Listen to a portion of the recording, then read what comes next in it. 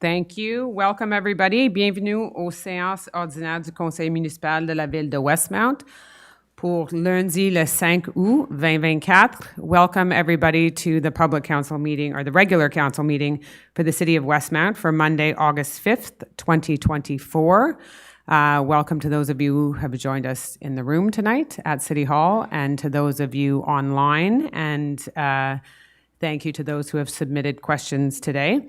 We are going to begin with some council reports and some updates, which I think is some of the issues that perhaps you're here concerned about will be addressed in the reports. So I am going to begin with Councillor Roux at this end of... Thank you. Alors, il y a une exposition à Victoria Hall qui n'est pas terminée. Ça va jusqu'au 23 août. Alors, c'est une exposition de groupe, l'art du dessin, avec les œuvres de John Bailey, Haifa Abdelli, Laurent Dionne et Alexandra McDougall. Mardi, le 13, il y aura une projection extérieure à 20h, La Panthère des Neiges, qui est un film de 2021. On Thursday, the 28th of August, there will be a vernissage at the gallery for artist Anne McCall. Then on Friday, the 29th, a movie in the park, Star Wars: The New Hope, so the 1977 version. And then at the library, I just want to remind you that for the 125th of the library, there continues to be library tours to celebrate the 125th. So we invite you to register for it. It's very interesting. And finally, the TD Summer Reading Club is still on. So the story walk is in the park. And the closing party will be Saturday, September 7th at 2 p.m. at Victoria Hall. And, well, there's many other things, but I invite you to go on the website because I see many people, so we'll be busy this evening. Enough. Thank you. Thank you. Still up in Westmount Park, and I've seen a few. Councillor Roux has seen a few. Others have sent me pictures throughout Canada of story walks that are also happening with The Darkest Night, which is the Chris Hadfield book, but I'm certain that nobody else's story walk was read by our own astronaut Mark Garneau. So, as ours was launched, so it's still up there in the park. Exactly. I've said this before, but the national launch was at Westmount, so that was quite proud of that. Thank you, Councillor Shammy. Thank you, Madam Mayor. I just wanted to shout out with the very high heat that we're all living through. Just, of course, as Commissioner of Hydro Westmount, we have to be mindful of our electrical usage. If you're not around, try to turn the air conditioning off if the house is empty. Use good common sense. But the most important shout out is to our elderly who may be alone, very hot. Make sure they're hydrated. We really are a caring community. We have to think of our elderly who sometimes are in hot apartments. We have to really be careful with this heat. So I just wanted Madam Mayor to do a shout out. Thank you very much. Councillor Peart. Thank you, Madam Mayor. I just wanted to say a few words about the reason I suspect many of you are here today, and it's about the Claremont Triangle. As many of you are aware, we're planning a pilot project at the Claremont Triangle. That is where NDG Avenue meets Claremont and Westmount Avenues. Next year, Claremont is scheduled for reconstruction from Sherbrooke northward to Marianopolis College. The area of the triangle is part of the scope of this project. Now, the pilot project proposes to close the diagonal segment next week through November. And the nature of a pilot project is that it is quick, inexpensive, and in my humble opinion, reversible. That's one of the most important things. Sorry, mic it up. My mistake, there we go. Reversible. Now, the objective of this pilot project is to test the theory of what would happen if the diagonal was removed. Now, some of you might question, why would we even propose such a thing?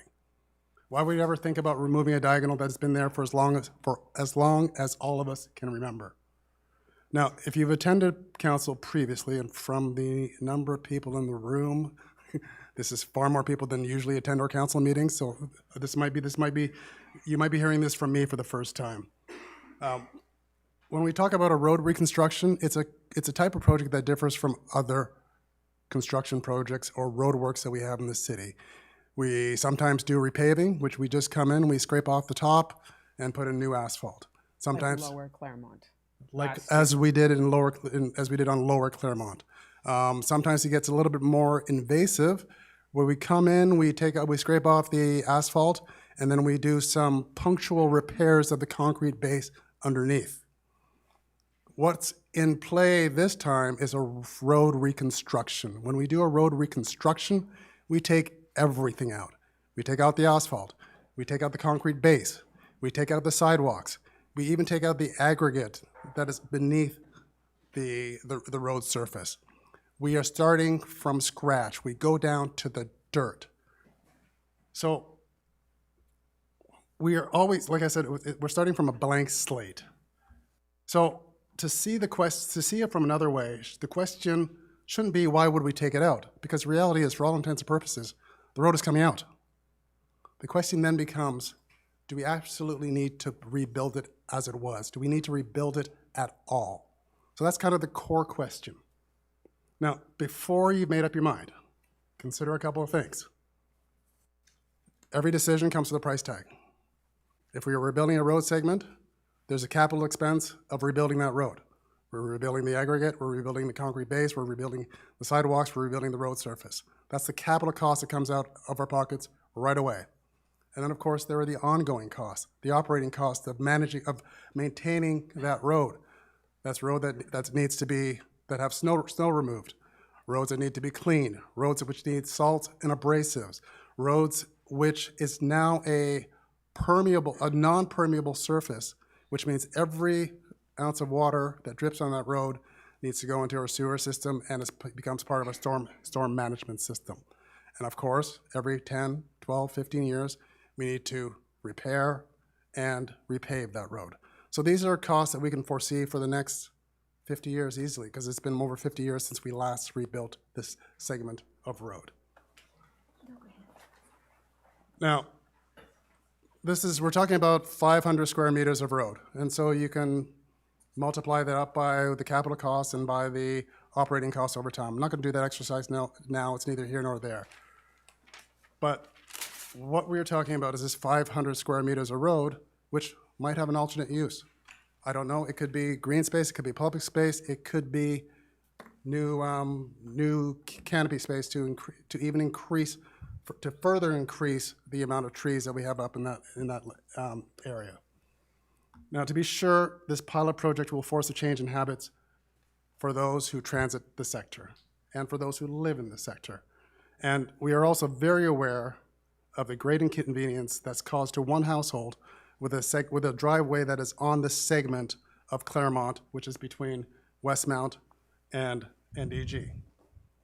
Now, please know that this is a constraint of the current road geometry.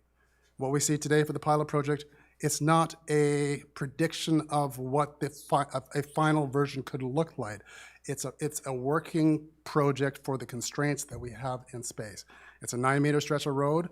Ideally, we would have been able to allow 2 lanes down and 1 lane up, but the road the current configuration of the road does not permit that. It doesn't mean that in a future version, if we come to that decision down the line, in a future version that we cannot anticipate a northbound segment of Claremont. A north-south segment, but a two-directional. Two-directional, but that it would also include a northbound northbound lane on that segment of Claremont, yes, in addition to the southbound lanes. So as I said before, we're not testing a specific design. The object of this test is to see, can we do without this diagonal segment? It's more of the focus here is on its impact to traffic, not what it's going to look like when it's redone. Because to be honest, nobody here on council has seen any of the proposed designs. We're not, when it comes to the public consultation, which is scheduled later on this year, you're going to see 3 various options, and you'll see them pretty much at the same time as we will see them. It'll be the first time. So I'm not commenting on any future design. I'm just commenting now on the pilot project that is being proposed for this segment of Claremont. Now, in other jurisdictions, other cities, even next door in NDG, what would often happen is they would internally decide this is a pilot project they're going to put into place, and they would throw up some planters and some benches and see what happens. We didn't do that here. We are going a few steps further. Beyond what the administration had proposed and developed internally, they went out and sourced from consulting engineers who are specifically trained in this kind of a tactical intervention to come up and to review the situation, propose alternatives, to get some traffic measurement counts, and to propose a solution that could potentially work, and that this test would validate whether it is a workable solution or not. So maybe it's a good time just to roll back in time and just match some other changes that have happened in Westmount over the years. A few years ago, we used to be able to drive around Summit Woods. A few years ago, but not a few years ago, but even longer ago, we were able to drive across de Maisonneuve and continue right through, which is now a bicycle path and a pedestrian path through Westmount Park.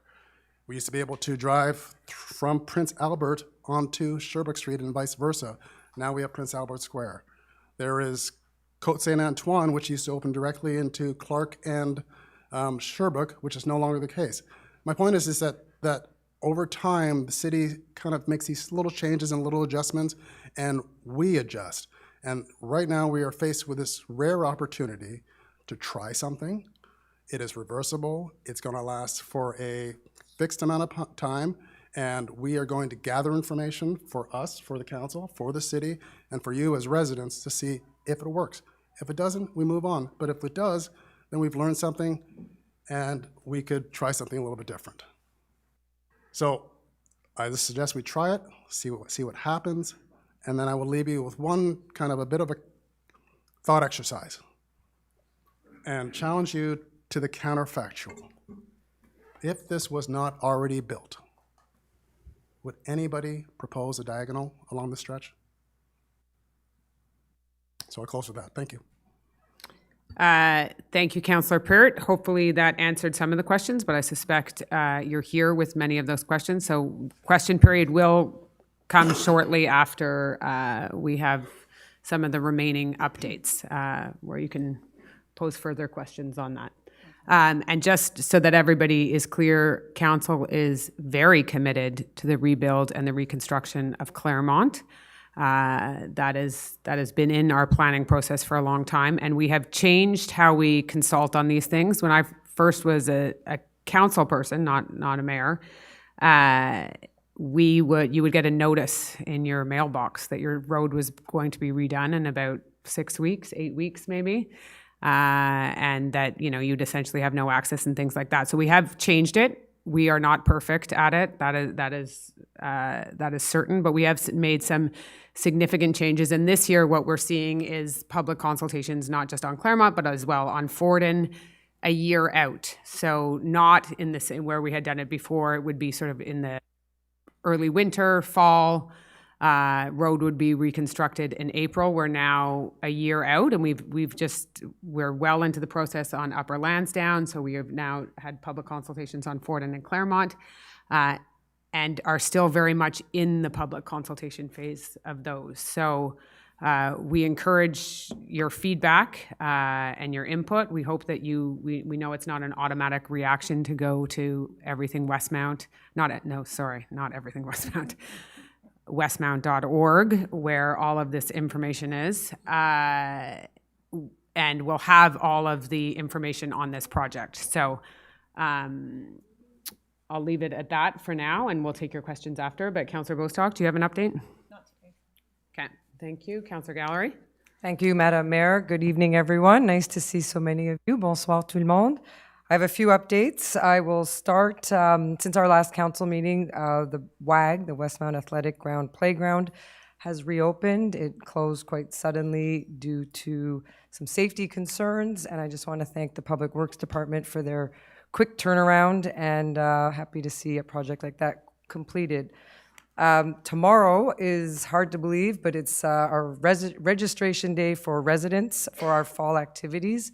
So if you're so inclined, please check out our website, see the offering for adults, for the youth. Lots of great great stuff coming up. Just would like to also inform you that there'll be a temporary closure of the King George Park Dog Run on August 7th. That is Wednesday, just for a day of maintenance. Some of you may have already read that work up at Summit Woods has begun. It started on July 29th and will continue into the fall. They will be working on landscaping and blocking unauthorized paths. There'll be some fencing and signage within the woods that will indicate restricted areas. And off-leash hours for dogs will remain unchanged, but please, if you are up there, be advised to take extra caution when walking your dogs near the work sites. And I hope you all know that this is Westmount's 150th year, and there have been already a few celebrations, but the second half of the year we'll be busy with more. So I just want to remind you and encourage you to attend. We'll be having a tea celebration on Thursday, September 5th, and it's open to everybody for free. And we will also be having our evening sort of gala celebration on Wednesday, October 9th. Tickets will be sold on our website, and I hope to see all of you there. Please tell your neighbors, friends, children. It's going to be a wonderful evening and memorable evening. This happens once every 50 years, basically. And lastly, there's merchandise regarding the Westmount 150. It's on sale at the WRC, and you can buy caps, water bottles, and T-shirts. So that's my update. Thanks. Thank you. Councillor Aronson, anything?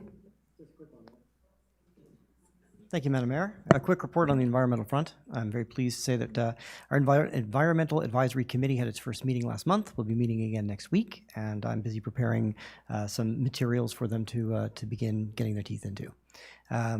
The summer students that have been hired by our environmental division are busy at work, working on different projects, including recycling, food waste, and garbage bin inspections, so that we can let people know if they are doing a good job in terms of sorting waste, and if they are needing a little bit of help, some pointers and some direction on how best to sort waste and make sure we're efficient in it. They're also going to be doing some kiosks to educate the population about waste sorting. If you have any questions or concerns, not quite sure what's recyclable, what's compostable, etc., keep an eye out for them. Tomorrow is the fourth of our bulky item collections. If you have a large item that's left over from moving day or that you would like to have disposed of, please do register by going to the website, westmount.org, to let us know you need something picked up, and we will make sure that it gets to the correct sorting facility or eco-center. We are working presently on implementing the compost, the food waste collection, in buildings between 9 and 29 units. So if you live in a larger building and you haven't had access to our compost program till now, we now have it, and it is mandatory. In fact, it has been since May the 1st. Our inspections have revealed that some of these buildings are not yet participating, or that the compost bins are contaminated with refused waste, waste that we can't actually compost. So if you need any assistance in understanding what it is you're being asked to do and how to do it, please do contact our environmental services team, either through assistance@westmount.org, that's a website, an email address, assistance@westmount.org, or by going on our website to find the appropriate resource. Composting is going to become even more important to our community starting in October, as we moved towards landfill collection for residents in single-family homes and buildings of 2 to 8 units, being only once every 2 weeks in the colder months. So as we make this transition, there's going to be a little bit of period of adjustment for everybody. But I'm going to remind everyone that if you have waste that would be smelly, because it contains food that can be composted, that if you put it in your compost bin, that will be picked up weekly. That does not change. It's only the things that are destined for landfill, that can't be recycled and that can't be composted, that we will start picking up once every 2 weeks. And if we're making full use of our recycling program and our compost program, there isn't really going to be that much left over that we cannot either reuse or compost that ends up in our landfills. So we're just going to remind everybody that that's going to be coming online in October. And we're working on a communications campaign to remind all of our residents. Door hangers will be distributed at every door. There's going to be posters and publicity online and in the paper and in kiosks. The online calendar, if you want to know when the pickup dates are going to be, can be downloaded from westmount.org/collections. As a gentle reminder, of course, always, it is summertime and things are slow in the city, but our businesses and our merchants are open and available to you. So if you have a purchase to make or you'd like to go out for a nice meal, please do think about shopping locally. Walk to our local merchants and service providers. They are here for you. And with that, Madam Mayor, I thank you. Thank you, Councillor Aronson. Just one last issue I'd like to address before we go into the question period session is that residents who live in and around Westmount Square, which is a residential neighborhood, have been greatly impacted, obviously, since last October, but especially in the past couple of days, there has been an uptick in the protests. This is an issue that I have worked very diligently with council, with the SPVM. So the SPVM obviously doesn't report into the Westmount. They report into the City of Montreal. But over the course of the past 10 months, we have asked repeatedly for increased SPVM presence, which many of you may have seen or may not have seen. But unfortunately, in the past couple of days, what we typically have is the SPVM is given a notification that the protest is coming and they're able to better manage it. That notification did not come in for the past couple ones. They were also very late at night. They were very noisy. They are disruptive. This is a residential neighborhood. This is not a one-off situation. This is repeated. And this is difficult when you are living there and people live there. It is obviously, I think we all know why the protest, the destination is there because of the consulate, but it is, people live in these homes. A lot of seniors live in this area. We will continue to work Commander Baudet, who is from Station 12, had been away, is back, and I will meet with her this week to discuss how we can better manage this. But it is unfortunately it is entirely within it's the SPVM that manages the protests. But I can assure you, I've heard from many residents about this, over the past few months, not just this weekend, but I heard from many of you this weekend as well. But it is very difficult when this is repeated, and especially for the businesses, it's having a huge impact on the local business, and we are very sensitive to that as well. So on that note, we are going to begin question period. We will take questions in the room, and we have 45 minutes for the first question period. So you have to state your name. You do not have to state your address, but you're welcome to if you want to, if that is pertinent to your question. We don't demand it, but your name and a question as concise as possible because we have a very full house tonight. So, first question. Good evening to the Mayor and to the councillors. My name is Ronnie Kukier and I live on Rosemount Avenue. My questions will concern the new waste removal rules passed by the council recently without public consultation. And I would ask you to bear with me for a couple of minutes because I want to outline something, then I'll give you my questions. We have not yet hit the winter season when driveways will not be cleared yet, and some type of waste removal or garbage will be required to be moved through our driveways. In Westmount, we have an aging population. I heard Councillor Chamy talking about that. How will you expect the elderly to bring their bins to the road and when the snow is still there? If you drive around Westmount these days, our streets are now adorned with garbage bins, recycle bins, depending on what district you live on. I requested recently and received your contract for garbage removal, and it's plus or minus about $1 million with various options for renewal. On page 19 or 20, it allows you to modify the existing contract and it explains how to adjudicate it. According to Statistics Canada, there's 8,685 private dwellings in Westmount. My first question would be, what would be the cost to go back to the system of picking up the garbage at the rear of the homes? If we just want to suppose for a minute, let's say that the cost is 10% of the original contract, or $100,000. If we do the math, there's 52 weeks in a year.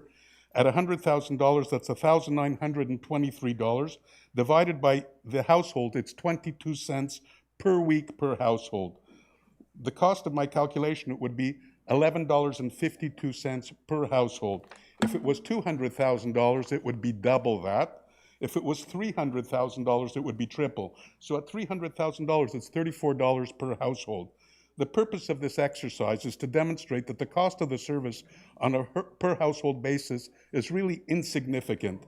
And I think that our elected officials have a responsibility to investigate this and to report back to us in a few weeks, let's say by next council meeting, how much the service would cost us. Could I just ask the rest of the room to be quiet so we can hear the question, so that everyone in the room can hear the question? I wanted to know how much the service would cost to bring it back to what it was before. I can speak for myself. I would be more than happy to pay $34, $50 more per week to have the service back the way it was. So I really have only two questions for you. What would be the cost to go back to the old system? And can the city agree to contact the waste removal company and find out how much these extra cost and get back to us with it? I can't give you an exact number, but first of all, thank you for your question. I know that this is a concern. This is a service that was not available to all Westmounters. There was about 20% of the city had this access, and it was almost grandfathered in to put it in a certain way. And your recycling goes to the curb, your compost goes to the curb. And so the big change is that your garbage also, and I know that this is a big change for some people.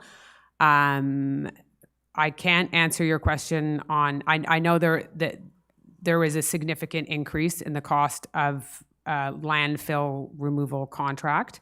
And this is, if you look across the country right now, you see changes for how landfill is picked up and different ways of how landfill is being managed.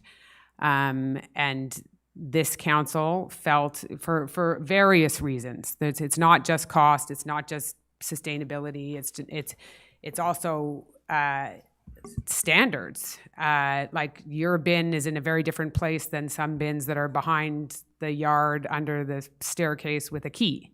We had situations like that. It's very difficult in this day and age to write a contract for that. But we will provide you with, if you can send me that question written, that helps me, and I will try and get you as much information as I can on that.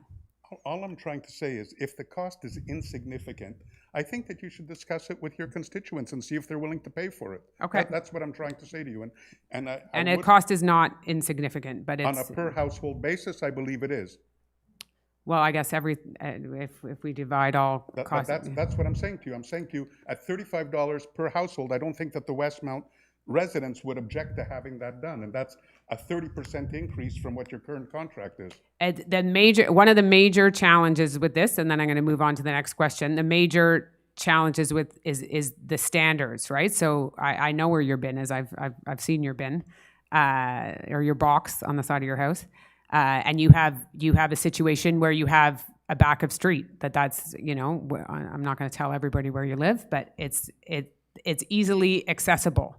There are many areas that were not easily accessible, and there are many houses. You know, mine. If I left mine under my steps, it would not have been picked up because it was not. That just was the situation grandfathered in a long time ago. So it was many factors that came into play with this, and it is at a time where we're looking, you know, Ottawa is having a massive overhaul right now of how their garbage is picked up. And, you know, a million years ago when we put recycling in, we didn't have it at side of house or back of house. We brought it to curb a long time ago as we brought in a new system. So we're going to get to a place in this province, probably not too far from now, where garbage is going to be weighted. And that, you know, we are having to look seriously with how we look at landfill, and we are taking steps to get there. So if you send me the email, I will get back to you with as many details as I can on that. Perfect. Thank you very much. Thank you very much for your question. And I know that this has not been an easy change for a lot of people. And when winter comes, it's going to be even worse, is what I'm trying to say. When the snow isn't removed yet, you have to somehow organize to get your bin to the street. Madam Mayor. So, okay, thank you. So we'll move to the next question. Bonsoir, Fabrice Veil, 560 Clermont. Ce n'est Bienvenue. pas la première fois que je viens ici, avec toujours un esprit pragmatique. Mais quand je suis rentré de vacances et que j'ai vu ça, je me suis dit, c'est une plaisanterie. J'ai tout pour les projets pilotes.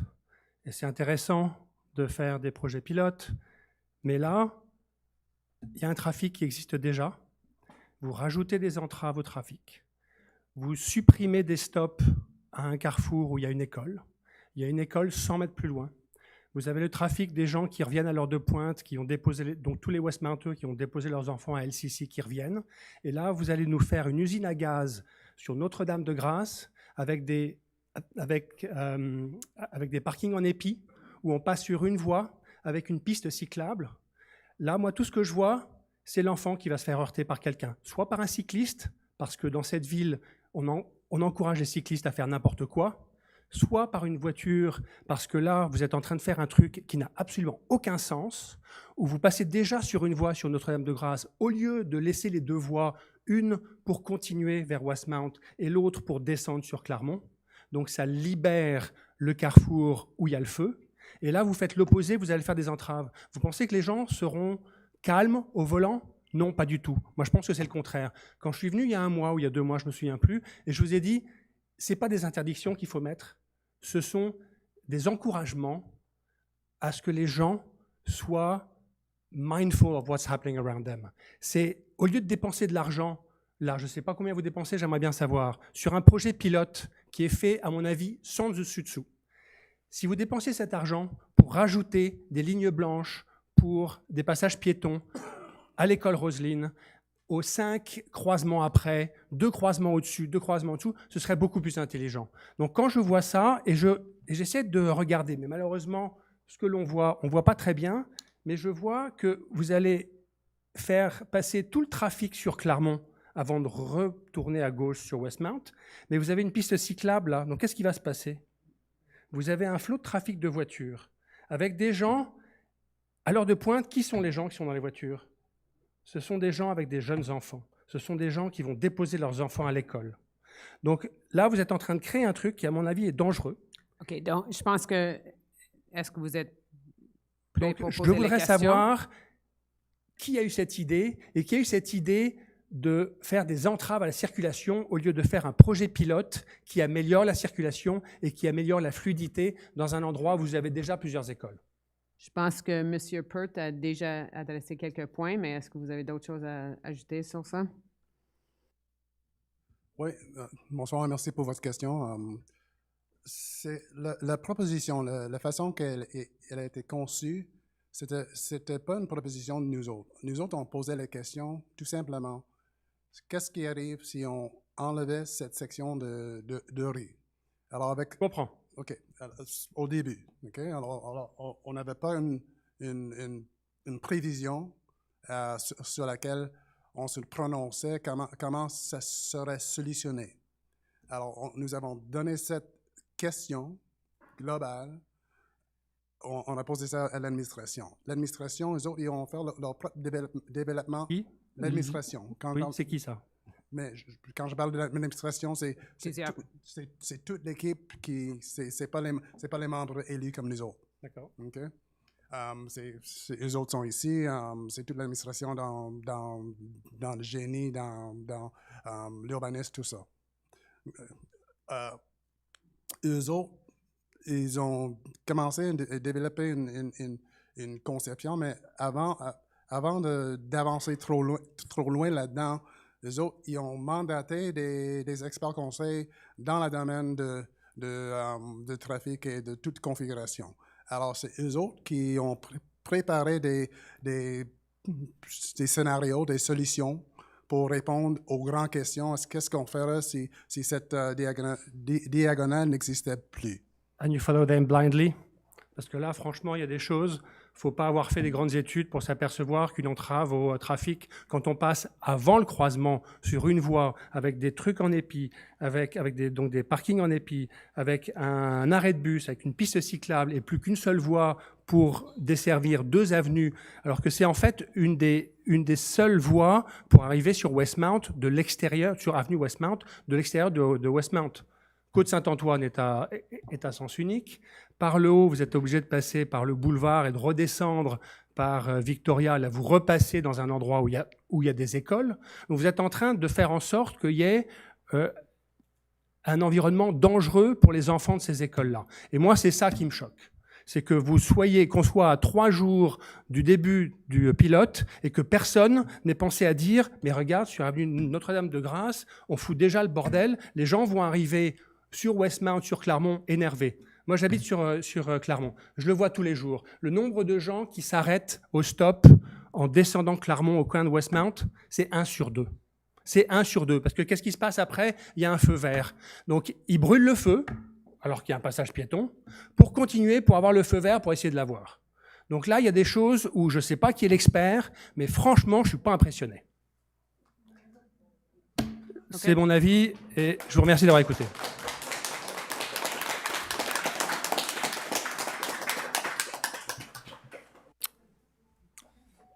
Bienvenue. Merci, bonjour. Thomas Rollin au coin Claremont-Westmount. Alors, je viens aujourd'hui pour pas mal la même thématique que le riverain qui s'est exprimé ce soir. Mais c'est quelque chose d'autre à propos du projet pilote qui me choque énormément en tant que résident de Westmount. Ce qui me choque, c'est qu'on a été invité à avoir une consultation publique le 8 mai pour la réfection de l'avenue Claremont. Et quand on s'est présenté là-bas, on ne nous a jamais parlé du projet pilote visant à fermer l'intersection NDG Westmount, la diagonale.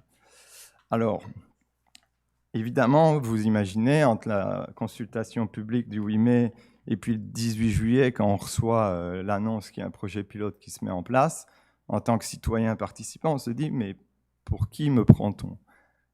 Je prends mon temps, je prends mon énergie pour aller à une consultation publique, et puis je me rends compte, en fait, en lisant entre les lignes, qu'on m'a tout simplement caché de l'information.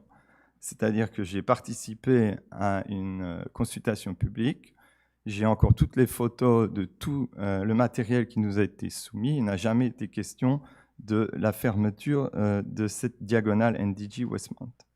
Alors, là, à l'époque, le 8 mai, consultation publique, on nous présente le projet, on nous divise ensuite en petits groupes. On était 8 à une table avec un modérateur. Et je me souviens, parce que j'avais pris des notes, heureusement, que le modérateur nous avait demandé en plein milieu de la discussion, que pensez-vous si on ferme cette petite diagonale NDG Westmount? Sidération à ma table, tout le monde a dit, mais pourquoi faire? La personne a tout de suite dit, je ne sais pas, c'est une idée, sans vraiment s'expliquer. On lui a dit, mais écoutez, si vous faites ça, en fait, ça ne règle pas le problème de sécurité. La sécurité sur Claremont-Westmount, c'est les gens frustrés qui arrivent de NDG et qui font des excès de vitesse sur ces routes. OK? Donc, alors, j'en viens à ma question. Voilà, le contexte est posé. La question va porter pour ma conseillère de district, Mme Roux, ainsi que M. Peart, puisqu'ils étaient présents à la consultation publique. Le jour de la consultation publique, étiez-vous au courant de ce projet pilote? Et si oui, pourquoi n'en avez-vous pas informé les résidents présents? Est-ce que, M. Peart, vous voulez commencer? Merci pour les questions. Merci pour d'être là aux consultations publiques. Oui, merci, M. Rollin. Je vous souviens et merci d'avoir assisté aux séances. C'est une très bonne question. On est en consultation publique, c'est clair. On a débuté le processus avec les séances d'invitation pour tous les résidents du secteur et tout autre qui s'intéressait dans le projet. Je ne sais pas si vous rappelez de quand j'ai fait mon introduction du projet, j'ai précisé, c'est que le but de cette étape, le workshop qu'on faisait, c'est de vous entendre. Ce n'est pas qu'on venait avec des idées préconçues, c'était de vous entendre pour vous solliciter pour vos idées. Oui, vous avez raison qu'à ce stade-là, il y avait une discussion de cette idée. C'était pas concrétisé dans une forme d'un projet pilote, mais l'idée existait à ce temps-là. Sauf que, à ce temps-là, l'idée n'a pas été validée par personne. C'est juste une idée entre nous autres. Mais c'est une idée comme, est-ce qu'on met un piste cyclable les deux côtés? Est-ce qu'on enlève du stationnement? C'est comme, on parle de toutes des choses Ça, comme c'est ça. ça. C'est quelque chose qu'on pensait, mais ce n'était pas validé par des professionnels à ce stade-là.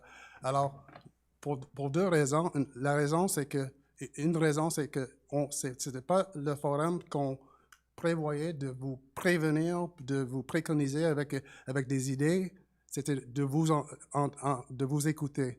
Et aussi, en plus, ce n'était qu'une idée, ce n'était qu'une idée, une idée qui n'était pas à ce stade-là validée par des professionnels. Alors, c'est pour ces deux raisons-là qu'on n'avait pas dévoilé l'idée du projet parce que c'était pas le bon temps. Parce qu'on savait en plus qu'on s'embarquait dans un processus de consultation publique.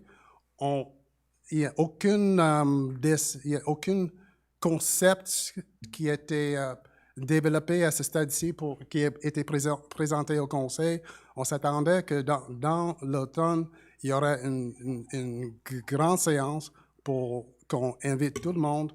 C'était à ce stade-là que c'est nous autres, on présente des idées, puis on vous sollicite pour votre feedback sur les idées. Alors, la première étape, c'était une workshop.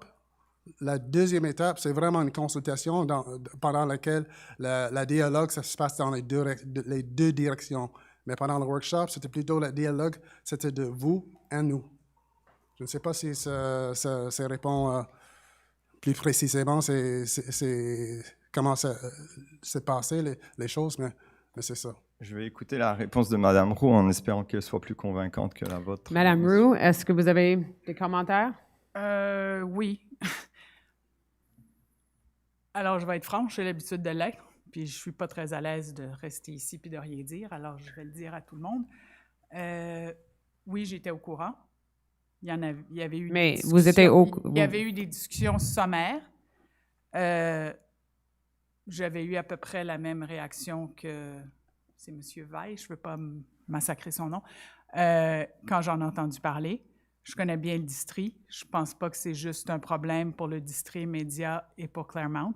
Il y a, quand Sir Peart parlait du people that transit through, c'est pas juste du transit. Il y a beaucoup de gens qui rentrent chez eux par là, que ce soit le district de mon collègue, M. D'Amico, M. Chamy. Je suis inquiète de ce qu'on est en train de présenter. À date, il n'y a rien de ce que j'ai entendu ici que je n'ai pas dit à mes collègues, mais je n'ai pas été la majorité là-dessus, alors je me range derrière la majorité. Mais, alors oui, j'étais au courant. Bien, en tout cas, j'étais au courant qu'on y pensait, mais ce n'était pas le Conseil qui avait organisé ça, c'est l'administration. Alors, je n'ai pas mêlé de comment l'administration fait des choses. Alors, ça s'est déroulé comme ça s'est déroulé. Puis, je suis sûre qu'ils ont leur raison et qu'ils voulaient avoir plus de détails sur le projet et la conclusion du rapport d'ingénierie pour être sûr qu'ils s'en allaient dans la bonne direction. Voilà. Merci. Merci pour les questions. Et j'en ai une deuxième. OK. On a droit à 2 questions, il me semble en tout cas. Oui, oui. Ouais, oui. OK. La deuxième question, c'est pour vous, Madame la mairesse, c'est aussi un commentaire. J'avais lu un article que vous aviez lu dans la Gazette en mai de cette année-ci sur l'idée de rapporter plus de civisme dans la vie municipale et sur les interactions entre les élus et leurs constituants. À l'époque, j'ai vraiment apprécié l'article et je le trouve toujours très bien écrit. Ça véhicule beaucoup de valeurs très belles et ça parle de plus de civisme, plus de respect des constituants envers leurs élus, mais des élus envers les constituants. Mais une base du respect, la base du respect, c'est la transparence. C'est la transparence. Et ça me permet de revenir sur le projet d'aujourd'hui du triangle, où je pense qu'il y a eu un manque de transparence de la part de l'administration ou du conseil, peu importe qui, de la ville en général, envers les citoyens. Et ma question aujourd'hui pour vous, ma demande, c'est de vous demander de considérer, de mettre temporairement, je dis bien temporairement, la fermeture de l'intersection sur pause, le temps d'avoir une consultation publique sur ce projet pilote, et où les résidents puissent vraiment comprendre ce que vous voulez faire, pourquoi vous voulez faire, et apporter de l'eau à l'édifice. Je pense que la majorité des résidents n'est pas contre une revalorisation du secteur, mais pas dans les conditions qui sont faites en ce moment, sans explication et sans transparence de la part de la ville. Voilà. Merci pour la question. Je pense que M. Peart a déjà répondu un peu de ce point, mais on a parlé, parce que vous n'êtes pas le premier de poser cette question, on a parlé de ça aujourd'hui, on a un caucus on s'appelle ça General Committee, puis je pense que la majorité ont pris la décision que on va avancer avec ça. Mais avec toute l'explication pourquoi et comment, et c'est vraiment un projet pilote. Si ça ne fonctionne pas en 3 jours, on va savoir que ça ne fonctionne pas en 3 jours. Je sais que ce n'est pas la réponse que vous voulez. Est-ce que vous avez d'autres choses à ajouter? Non. OK. Merci. Mais merci pour la demande.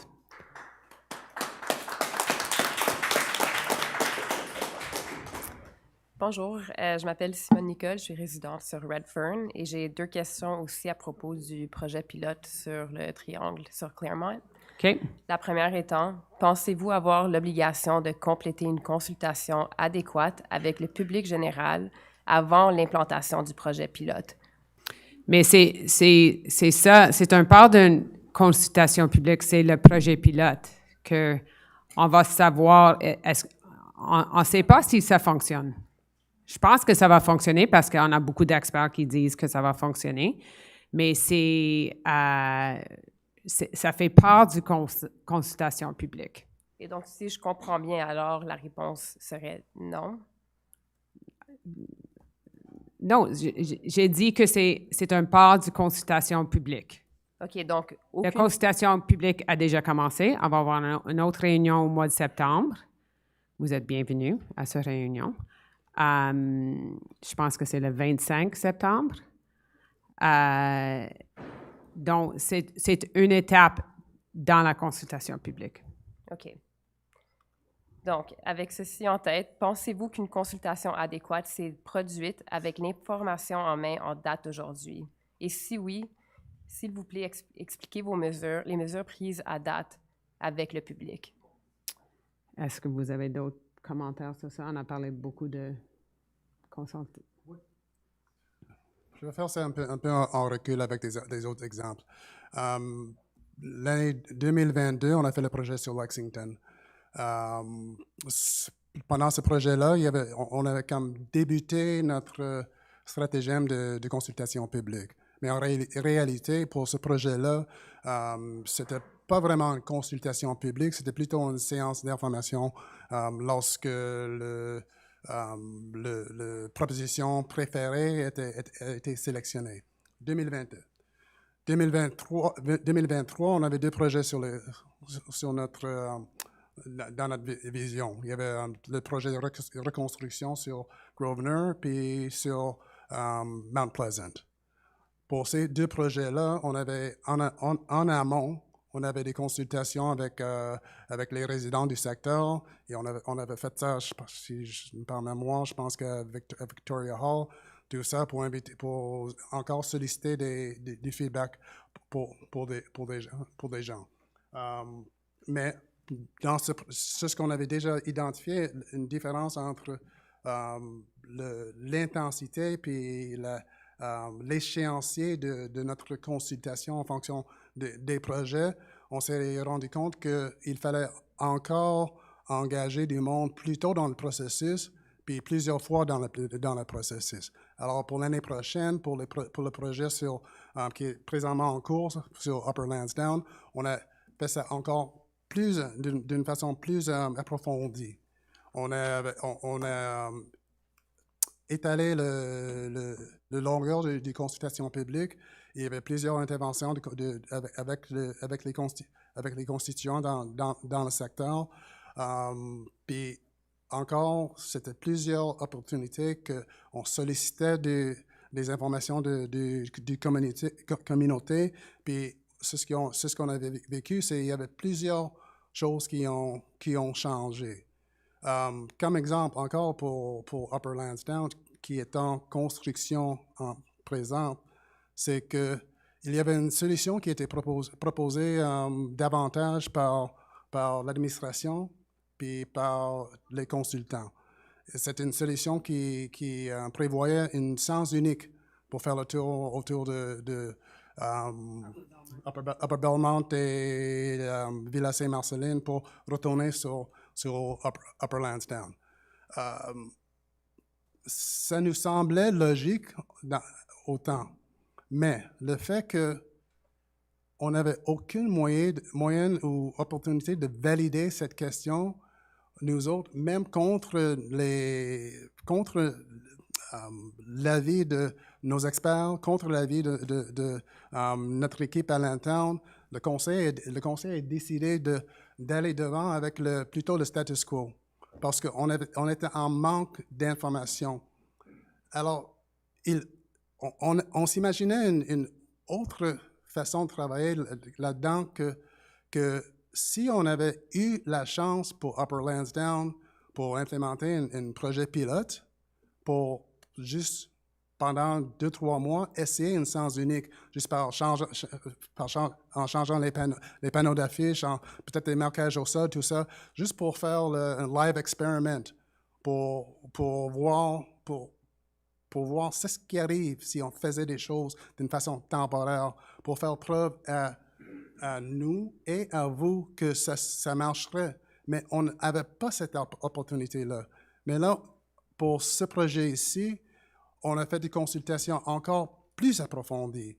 Dans ce cas ici, comme exemple, dans les autres séances de consultation publique, on faisait ça une soir. Cette fois-ci, on se rendait compte que ça ne faisait pas l'affaire de tout le monde de faire ça pendant une soirée, pendant la semaine, de faire ça une soirée. Peut-être la disponibilité des gens n'était pas la même. Alors cette fois-ci, pour Clermont, on a divisé ça dans 2 séances. Une le soir et une autre pendant la journée. Alors, c'est tout ça pour dire qu'on change, on répond, on essaie de s'améliorer à chaque étape, à chaque année. Alors, c'est pour ça qu'on se trouve maintenant dans un autre format de consultation. Le processus de consultation s'est débuté lorsqu'on a fait notre consultation, le workshop avec tout le monde, puis c'est un processus qu'on est là-dedans. C'est pour ça que la mairesse a indiqué qu'il n'y a pas une consultation, on est dans une consultation. La consultation, c'est prolongé, c'est en continu. Puis la prochaine étape, quand on vous invite à voir, vous prononcer pour réagir aux 3 scénarios, vous et nous serons plus informés parce qu'on aura vécu à ce stade-là comment ça se marche. Peut-être ça ne marcherait pas. Like, I tell my wife, I like to be right. And she gets it. I says, I like to be right. But I love being wrong. If I'm wrong, it means I've learned something. And c'est pour ça qu'on se questionne. On se questionne, est-ce que c'est vraiment nécessaire? Puis c'est un experiment, c'est un essai pour voir qu'est-ce qui arrive si on faisait ça. Puis la solution n'était pas solutionnée par nous autres, c'était solutionné par les experts. Puis moi je questionne comme tout le monde, on questionne toujours les experts, mais je pense que il faut, à un moment à l'autre, il faut mettre confiance dans les experts. C'est pas des monsieur et madame qui est une petite compagnie qui fait ça. C'est une grosse compagnie qui ont beaucoup de ressources humaines, ils ont beaucoup d'expérience ici et ailleurs. Alors, il faut faire confiance dans les experts. Je ne sais pas si, with that very long answer, if I've answered your question, mais c'est juste pour vraiment indiquer qu'on a beaucoup changé notre façon de travailler depuis dans les derniers 3 années, derniers 4 ans, notre consultation, c'est du jamais vu ici pour Westmount. Puis il en reste des choses à faire, c'est clair, il en reste, mais on s'avance. Merci. Je demande alors que les inquiétudes de mes co-résidents soient bien considérées pour le projet final alors. Merci. Merci beaucoup. Next question, prochaine question. Thank you for being here, Mayor Smith and all city councilors. My name is Sebastian Meltzer. I grew up on the corner of Claremont and Westmount Avenue. I went to elementary school at Roslyn School, walked to school every day. I went to secondary school at LCC. I took the 138 bus to school every day that goes along NDG and stops on that corner. And then I went to CJEP at Marianopolis. I walked across the street. My question and concern... You know the neighborhood. Thank you. My question is primarily around the study that was done in April, the pedestrian crossing study. And so it is my understanding that there's 3 points to the triangle, there's 3 intersections in 1 hour between 7:30 and 8:30 a.m. in April. My question is for Mayor Smith. Do you know in that study how many students cross the street? I don't have the study in front of me, so I can't give you the exact number. Do you have the Okay, WSP that's no problem. Can you report? venture a guess, please? I'm not gonna guess, but I will get the number for you and I can get it back to you. I already have it. It's 660 students that cross that street. Yeah. The study only conducted 1 point, not all 3. So that's just inconclusive data, in my opinion, which leads to my second point here. Obviously, we're starting this project this upcoming week, and there's another meeting you said on the 25th of September. Yep. A lot of people are away right now. Roslyn School is not in session, neither is Marianopolis, neither is LCC, neither are any of the schools. And so there's a lot of data that's going to be, conducted, traffic patterns, any accidents that might happen with students going to school, et cetera. But you said after 3 days, if things look like they're not going the right way, there will be a stop to it. So my question is, will this data in the month of August be as valuable as the data in September? And will the median averages of all this data throughout the course of this study be affected by the fact that we're starting this a little bit early before there's actually going to be students that are going to be affected by this? The start date was actually very deliberate to start it before in Marianopolis. Very soon we'll be back in school because they start going in there. I believe it's August 14th is orientation. Yes. Whatever that Monday is the start of class. I think that's the 19th perhaps. So it was deliberate in that sense to do that before the school was actually full and bustling and full of people. Councillor Peart will be happy to answer your data question. So it's a great question. And I think some of us had asked a question around the table as well. The mayor explains the timing of the start is to habituate the users to the space before it gets urgent. We wouldn't want to launch this on the eve of schools going back, because then that's just creating an adverse situation for everybody. So it's kind of to on-ramp people to the situation. And to your question about the data, there's no, I might be speaking out of turn, but I don't believe there's any data collection that's happening in the month of August. Just September. It's because that would give an inaccurate baseline. Okay. It doesn't compare to anything. So that's not the objective.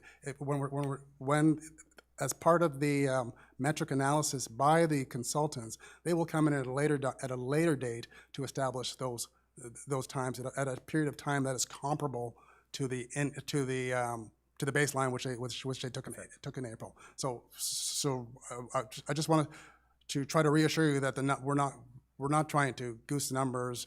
It's going to be apples to apples based on a similar inflow of traffic, and so that the time periods are comparable. Okay. I hope that answers your question. That's great. Thank you. And will that be shared publicly? And if so, where can we see that information? We don't have it.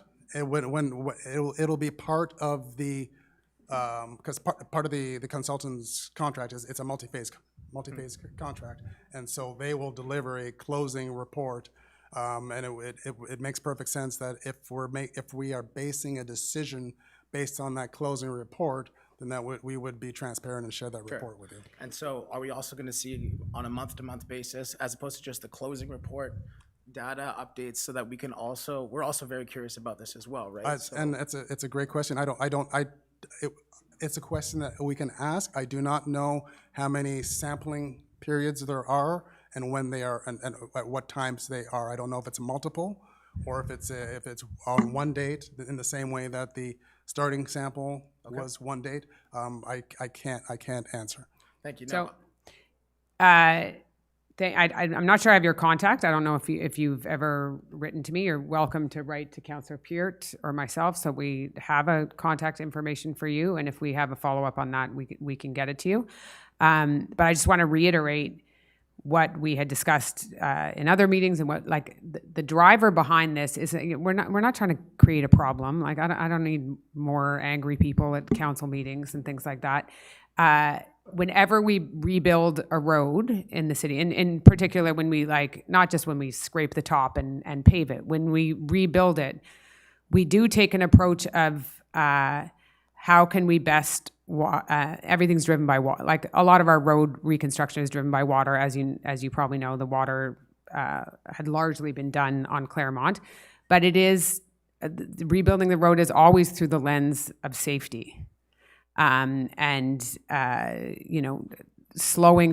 sure that pedestrians come first, that safety comes first. And that's the basis of all of our, any significant design change. And, I think all of council, whether they agree with whether the diagonal should be there or not, shares that concern, like you do, like all residents do. So we share that too. We live here too. I mean, I have a kid who will probably go to Marianopolis in 2 years from now, who will walk that exact area to get into the school. So we are residents too. We see it. Councillor Peart, you probably see him walking, his daughter they go up to school that route, every single day. Every morning I'm on the 124 taking my kid to school. So when we're coming home, we drive through there, I run through there, I walk through there. I live on, no secret, I live on Victoria. When I said transit through, I was including myself in transiting through because I'm a Westmount resident and I transit through the triangle. I apologize if that word was misleading, but yeah, I didn't mean but it as the point of it is that you live there. You have a front row view to what's going on, so you have a great perspective. Like we want to hear it. If it doesn't work, we want to hear it.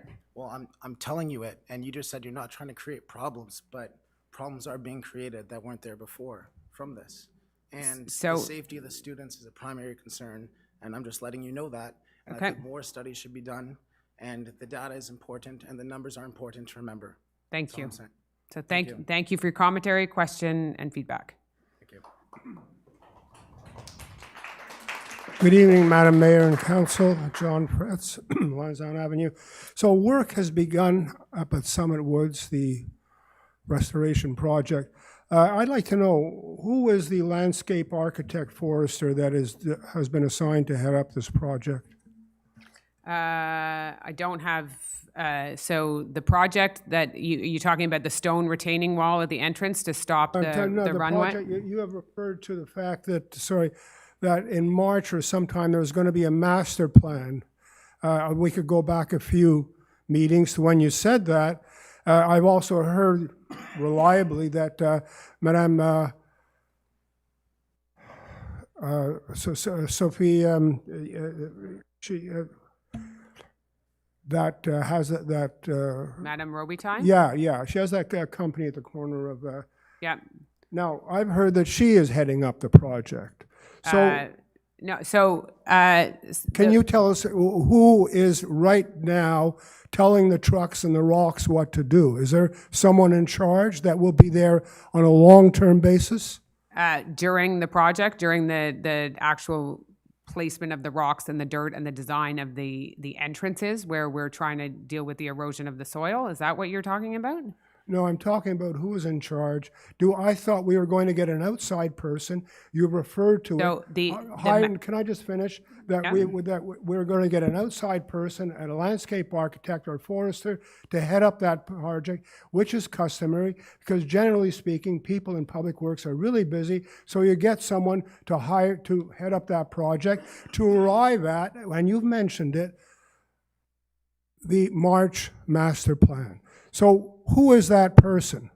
So the master plan that we are going to go out to tender for Summit Woods, KGP, and Westmount Park will be in the coming months.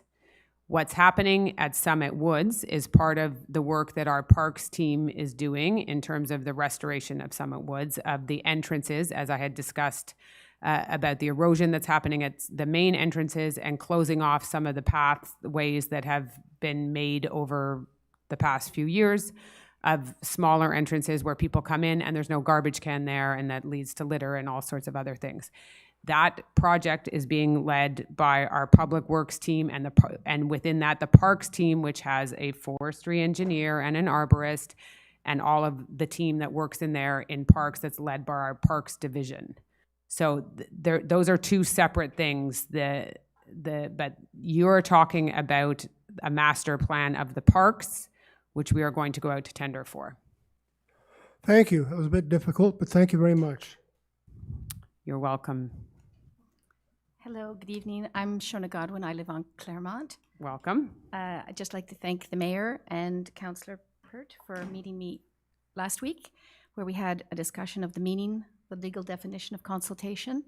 And I pointed out that it isn't about listening to us. It's about giving us information so that when you listen to us, we know what the project is all about. And I look forward to ongoing consultation with adequate and comprehensive information provided about your live experiment. But I have a question, and I'll have a little bit of context for my question. I'd like to read the resolution that was done May 6th in City Council. There was a discussion in a general meeting in November supporting the Marianapolis AstroTurf project. And then in May, there was a resolution, and key elements are, in November, you gave your support to Marianapolis College's project to rebuild their current natural playing field, replacing it with a full-size synthetic field for Marianapolis to benefit from financial assistance from the Quebec government. Whereas an agreement must be reached between the City of Westmount and Marianapolis College for the financing by the city of a portion of the work to build a synthetic soccer field, AstroTurf, in exchange for a right of use to offer recreational programs to Westmount citizens, obviously an advantage. Whereas an outdoor sports surface is considered a construction and must comply with all local regulations, whereas further information and documentation is required to complete the regulatory analysis, including but not limited to an environmental impact assessment report. Skip. That the Municipal Council of City of Westmount adopt a resolution in support of the synthetic turf project prepared by Marianapolis. That the Municipal Council work with the City of Westmount and Marianapolis to develop a project that meets the community's expectations and complies with the current regulations. That Marianapolis College submit to the City of Westmount a project that includes strategies to reduce the impact of the development of the field on the landscape quality of the site and its surroundings. That the Municipal Council of the City of Westmount agree to finance this project to a maximum amount of $4 million, provided that it is demonstrated that the proposed development will have a zero impact on the environment. Alors, j'ai une question, je vais faire en français et puis en anglais. Votre résolution du 6 mai dit que le projet de Marianapolis, du terrain de jeu et du gymnasium à l'interne, a besoin d'une étude environnementale, y compris les environs et les sites aux alentours. Ceci étant, est-ce que vous avez le droit, légalement, d'implémenter le pilote du triangle Clermont avant d'entamer l'étude environnementale du projet du terrain de soccer à Marianapolis?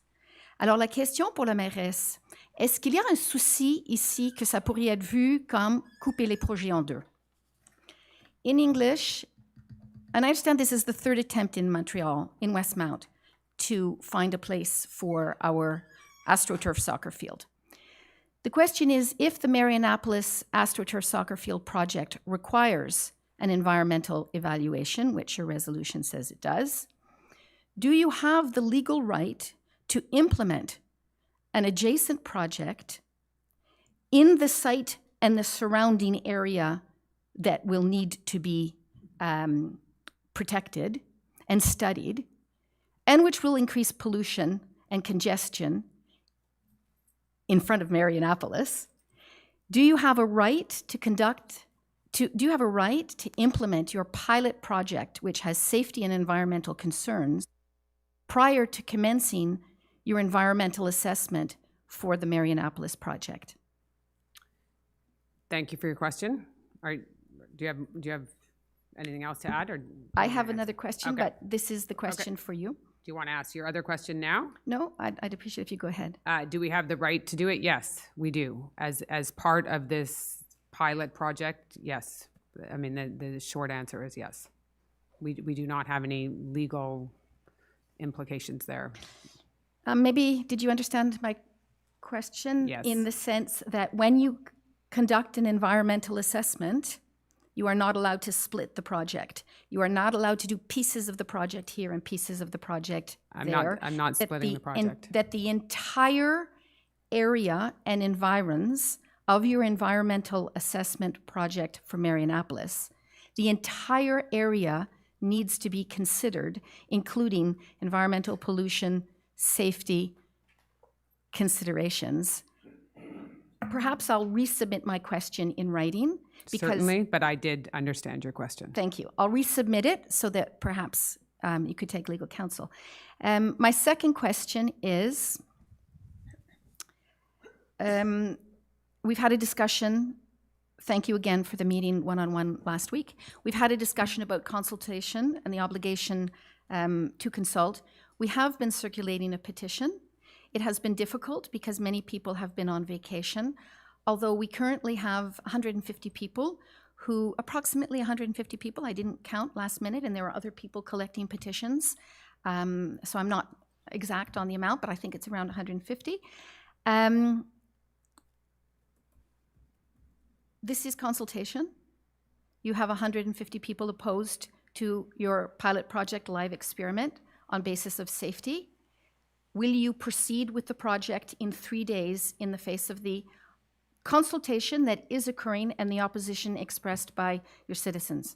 Do you have a petition that you want to table with us today? I've seen it. It was sent to me by one of your residents, so I've seen a copy of it. I haven't seen signatures on it, but I saw a draft copy of it where I definitely had some questions that we can address.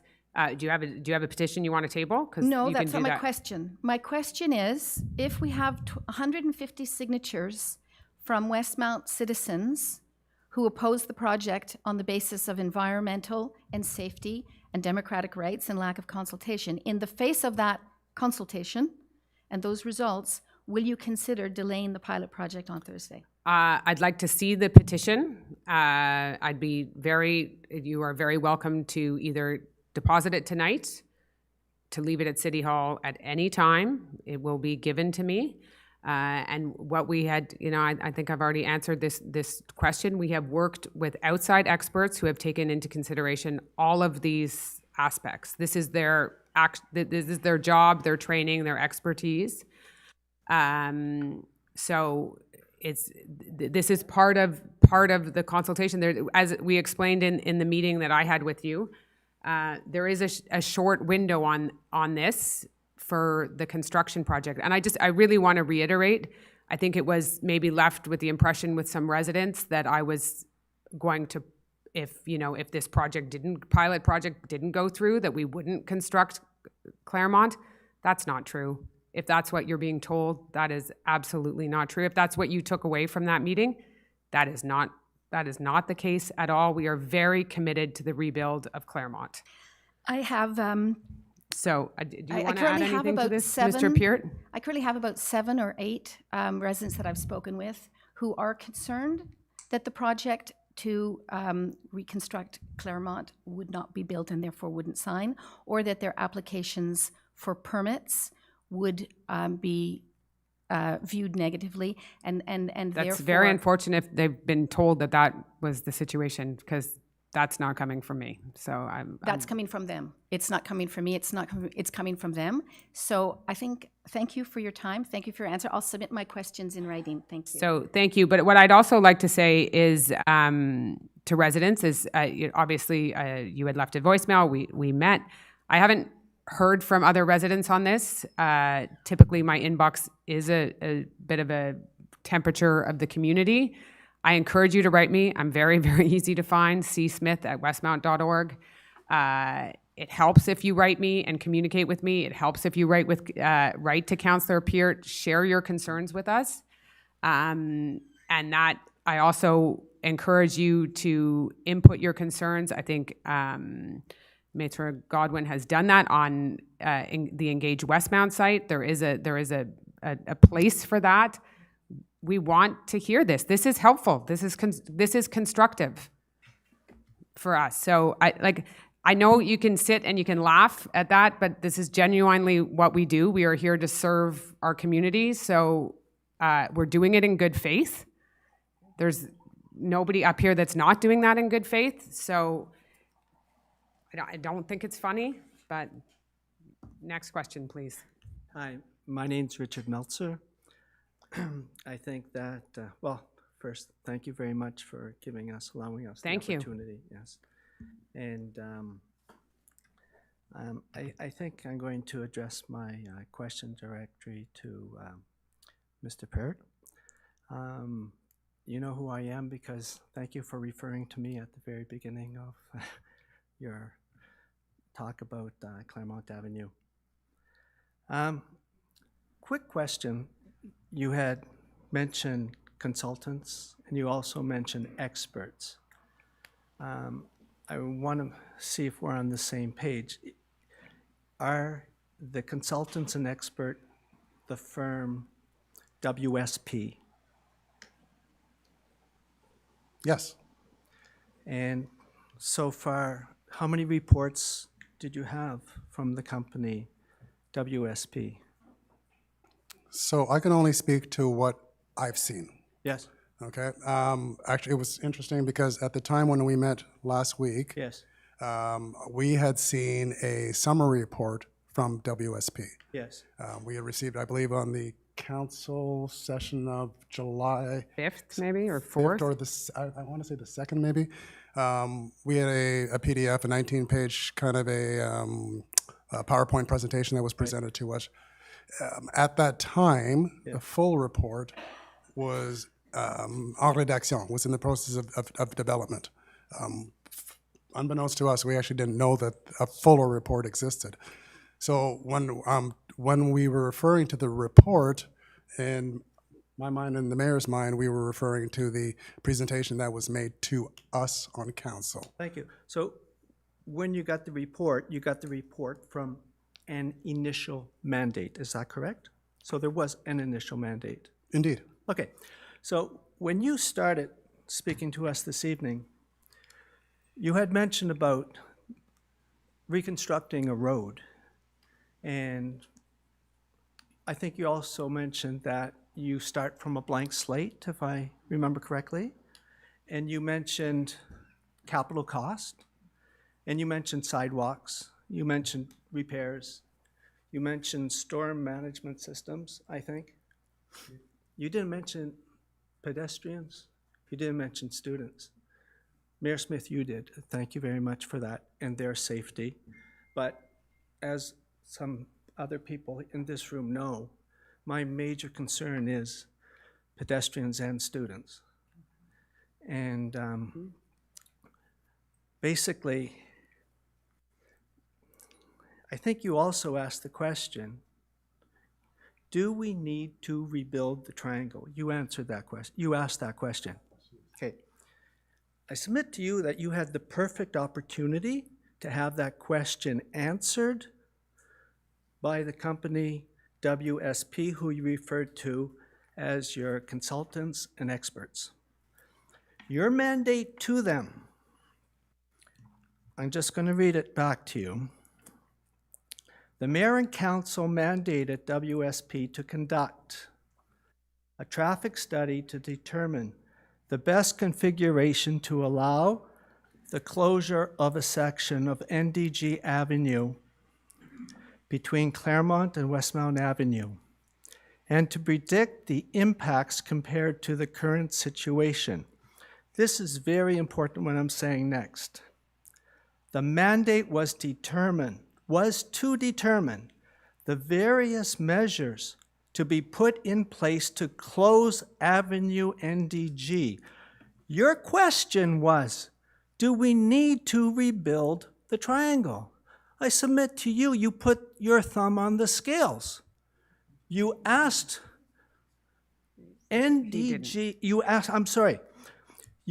WSP with a mandate to determine the various measures to be put in place to close Avenue NDG.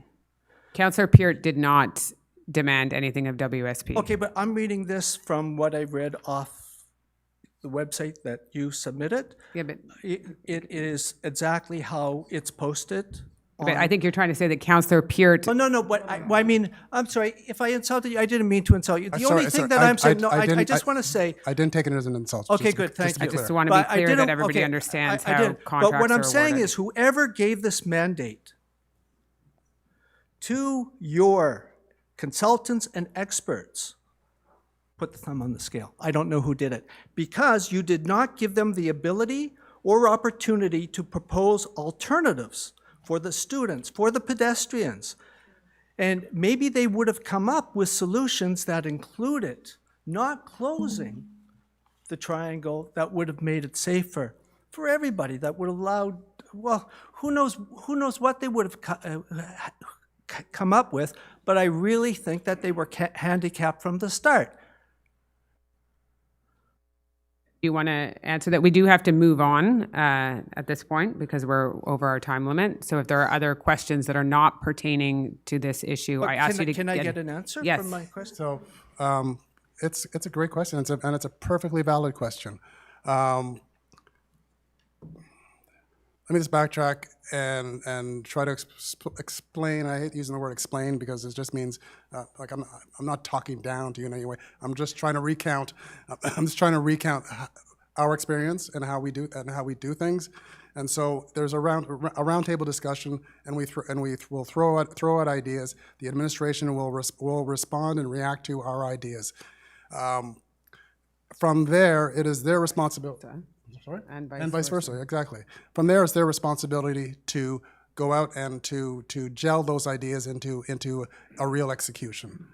That gelling of that idea, which originated from council as and I think most of us would agree as an open-ended question, what would happen if we closed it, was not a direction to say this is what has to happen. It was a question to the administration, and the administration reformulated that question in a way that which, when you read it like that, it seems as if it is a directed question, and I can certainly appreciate that. But that was not our intent. It was intended to be an open-ended question, and WSP. And the reason that we had asked for an outside consultant is because we knew that just an internal review of this would invite some. Not invite somebody. We knew that if it was just our administration who proposed it, it might not come with the heft that is needed from a professional firm, from a firm that is has a great deal of experience in this kind of expertise. And so they went out and they got expertise from WSP, which is a very, very large firm with a long list of history and projects in this type of work. And WSP came up with the proposals. And as I said, before, the report that we saw was just a snapshot of the larger report. And the larger report went into far more detail than we originally saw, but it only confirms the summary report that we received, and that was presented to us in person by the engineers at council, at which point all of us around the table had the opportunity to ask them questions, to point things out, and we also indicated your particular property and how it would be adversely affected by the proposal. Yes, maybe I did misinterpret the mandate, but I'd just like to very quickly read it once again. The mandate was to determine the various measures to be put in place to close Avenue NDG. I don't think you misinterpreted it. Thank you for your question. Okay, after whoever's standing up, we'll take. Okay, so question period is 45 minutes, and we're now an hour in. We do have a second question period. So I'll note that the madam, and we have written questions, which we will do after this one, that you can, after we will have to unfortunately wait till the second question period, which there is a second question period. But once we're done this, if you don't want to sit through the entire, we have to move about 35 motions.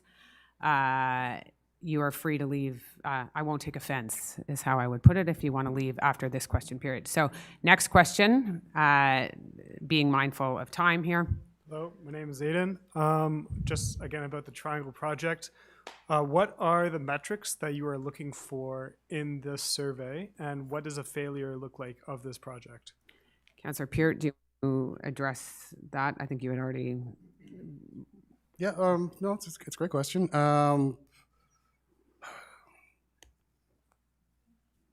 What does success look like? What does a failure look like? It's the same question asked different ways. The engineering report will provide us with data. It will, I don't know if you're familiar with the way they look at level of service for various intersections, and they will analyze if it's an A, B, C, D, E, or F quality intersection compared to today as to post to change. All of these intersections receive their own little letter grade, and after a certain grade, it's considered to be non-optimal. And at that point in time, with that information, we, and when I say we, it's not just us, it's the we, will be able to determine if the project was a success or not. It might be that there was a slight degradation in quality, I don't know, and we may be collectively willing to endure that slight degradation in quality if it's in exchange for something else. I don't know. It's not binary. It's not if it hits this, then we go ahead. It's a qualitative decision. It's not quantitative. Okay, thank you. Thank you for your question and for coming. Next question. Good evening, Richard Dufour from Anwath. A comment / suggestion and 2 questions, if I may. I'm not sure if the city would ever consider adopting a different format for question period. I think of what happens in NDG. I would be open to it. What they do is when people arrive, if they have questions, they submit their names, and the names are drawn from a hat randomly. There's a clock there that somebody has very visibly, and everybody has 3 minutes to talk, and after that, the clock rings and time is up. And finally, what they do is that they allow a maximum of 3 questions on the same topic. Yeah. And then at the end of question period, if there is still time available, then we can then go on and revisit the same questions. I think it's important that we have a forum for everyone to discuss, but it's also important that we have a diversity of topics that are discussed. Yeah. That's my comment. So just to comment on that, we have looked at all different ways on this. We're also, it's hard to restrict people from wanting to ask questions, right? Everybody here may feel that they were talking, those who are not here about the Claremont Triangle may feel like that same question was asked a million times.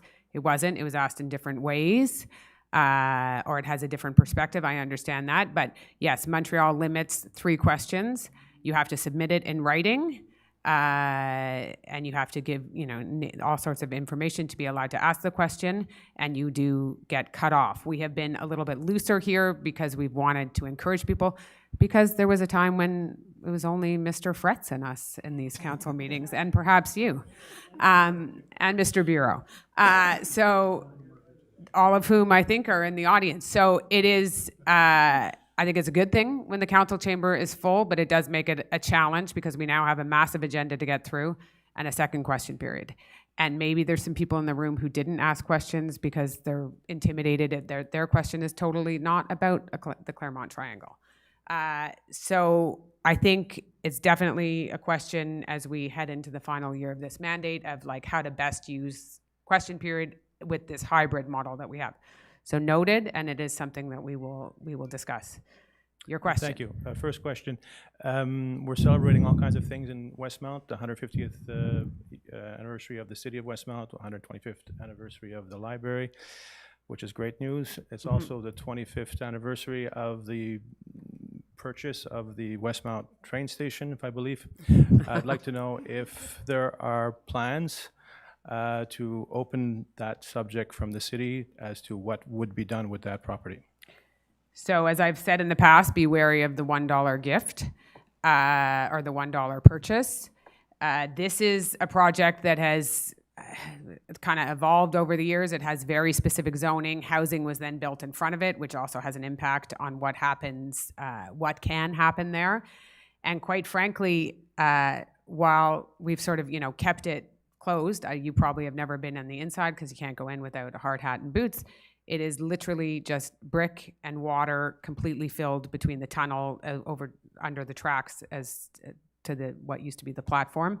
There is no shock to everybody. There is no shortage of infrastructure work in this city. The list is crippling. The roads, the buildings, you name it, the water, the sidewalks, the parks, it's one of those projects that continues to get bumped because of urgent needs in other places. It needs everything. It is literally just bricks and a roof. Doesn't even have windows. So it is a project we have not been able to get to, just not from wanting. We've gone and had a tour. We took the PAC to have a tour of it. We took all the major departments to look at it. To try and get some ideas, but it's really it comes down to a cost thing, essentially. It would be a shame if it eventually get to such a state that it's beyond repair. Like so that's many what we're other ensuring that does not buildings. happen. Yeah. Yeah, but I'm happy to hear ideas about it, but it has very limited usage right now because the laws have also changed just how close you can build anything to the tracks, like what's allowed in a building that close to train tracks. Okay. My second question on item number... I'm sorry. If I could just interject in that as well. We had discussed just doing the preliminary studies as to see what is possible.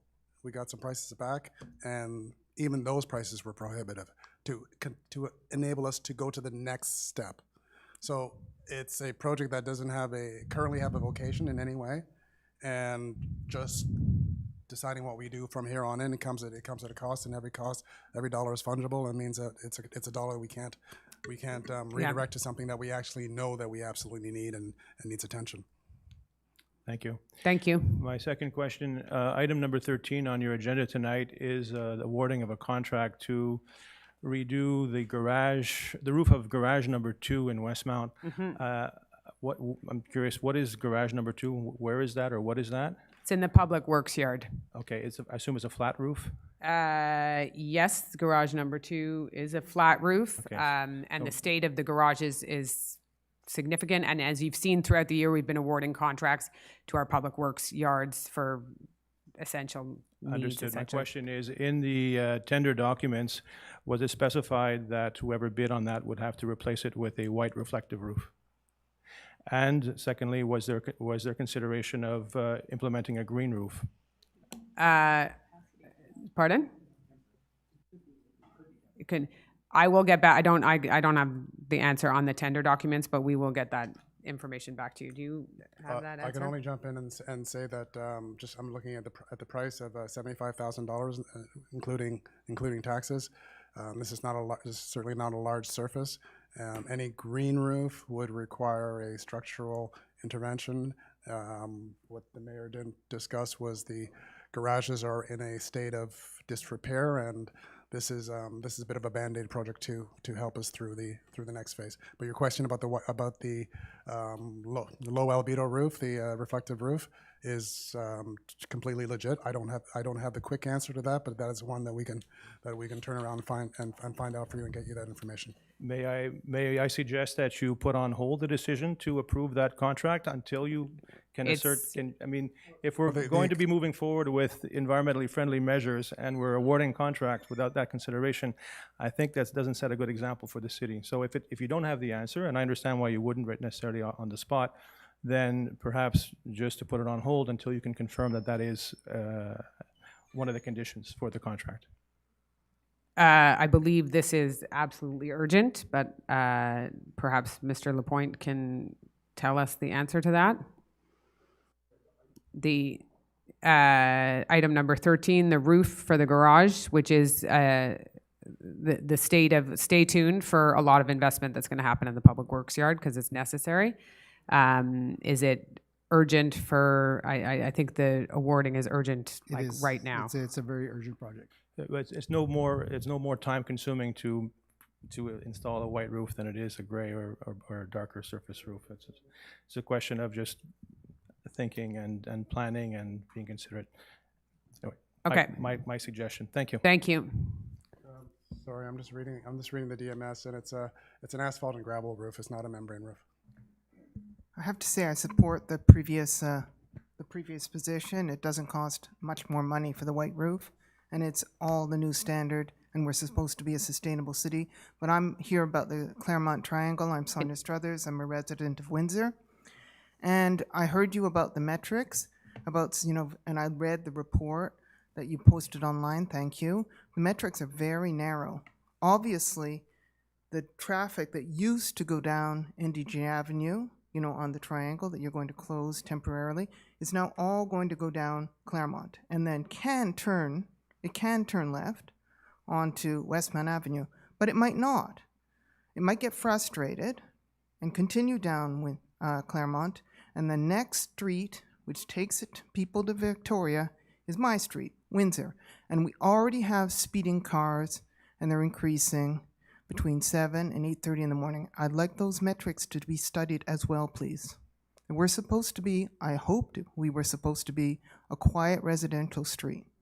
But people don't only follow, the traffic signs and turn left. You've narrowed Westmount Avenue to one lane, right? So there's a lot, it's blocked in the morning, it's blocked in the evening. People are frustrated. They come whizzing down. They're going to come whizzing down more, Claremont, and then they're going to come along our street. That's my view. Okay. I'd like to see it proven one way or the other, but I'd your like request that to be is part to broaden yes. broaden the traffic. I mean, it's not just about those intersections, which I know very well. Our daughter attended Villa. She attended Marinopolis. She walked up and down that street every single day. So we know that intersection very well. Thank you. Then, I have one other question. It's very short. You were going to spend $4 million on the AstroTurf. The city's going to spend $4 million according to the resolutions that I read. But as far as I can tell, from Westmount, there will be no access to Marinopolis. For me to get to Marinopolis, I'll have to drive down Claremont, along or up Claremont to Côte-Saint-Antoine, and then up some street on NDG. Am I correct or incorrect? So in the current configuration of what is proposed in the pilot project, that would be the case. But that is not to say that is the long-term proposal. That's working within the space that is available before anything is rebuilt. Okay, so but knowing, and so that thought process of looping around, investing in important infrastructure for a community and forcing that to drive out of the community, we understand that, share that has been discussed. So that is for the current pilot project. Do you want to add anything to that, or I think we've? No, I believe you covered it perfectly. It's not with it. We are limited by the 9 meters wide street that exists today. Those are the constraints for the pilot project. It doesn't mean that we're going to rebuild another 9 meter stretch and do exactly the same thing. When we are doing reconstruction, we're taking everything down so we can rebuild to suit our needs. So we might not save the 500 meters of asphalt. We might build more asphalt? I don't know. My point is actually as a resident of Westmount, and I'll contribute taxes like everybody, Mm-hmm. I'd like to have access through Westmount to the facility that we're paying for, which is supposed to be for the community. I've lived in other municipalities. Municipalities get into fights about access, about exits, about all sorts of, about shared water, about everything. And I prefer not to have that fight to try and get through NDG or somewhere else to my, what is supposed to be the AstroTurf, We all agree. which I'd love to play on. We all agree. We all agree. Well, it's not planned at the moment the way you've configured it with Because two we- down. we can't. Because we are physically constrained by the road that exists today. That's what I'm saying. But I don't understand what other road will exist. We Okay. could change the configuration of the road. We could change the width of that road. It's not, we're working with, we're, But that we're will, drawing but within then that will we're go drawing against, within the that will lines. go, that will increase asphalt. or reallocate it. What I'm saying Okay. is, we don't know. Okay. We don't Thank know. you. Thank We you don't for your have this- question. This is the last question because we're way over our time limit, and we will have a second question period. Good evening. Hi, welcome. My name is Arlene Eufy, and I'm a resident at Westmount Square. And I want to thank you for acknowledging or pointing out that we have been suffering for the last 10 months. And I'm here, I usually don't like to talk in public, but I'm here on behalf... Welcome, you're very welcome. Thank you. I'm here on behalf of, I would say, a minimum of 500 Westmount residents who since October have been greatly disturbed by what's going on. And I will quickly share with you, I just made notes while I'm sitting here, what this means to have these constant, horrible protests. It means that we have no enjoyment in our homes because we're so anxious and stressed. Are they coming today? What time are they coming? Will I be able to get my car out? Will I be able to get home?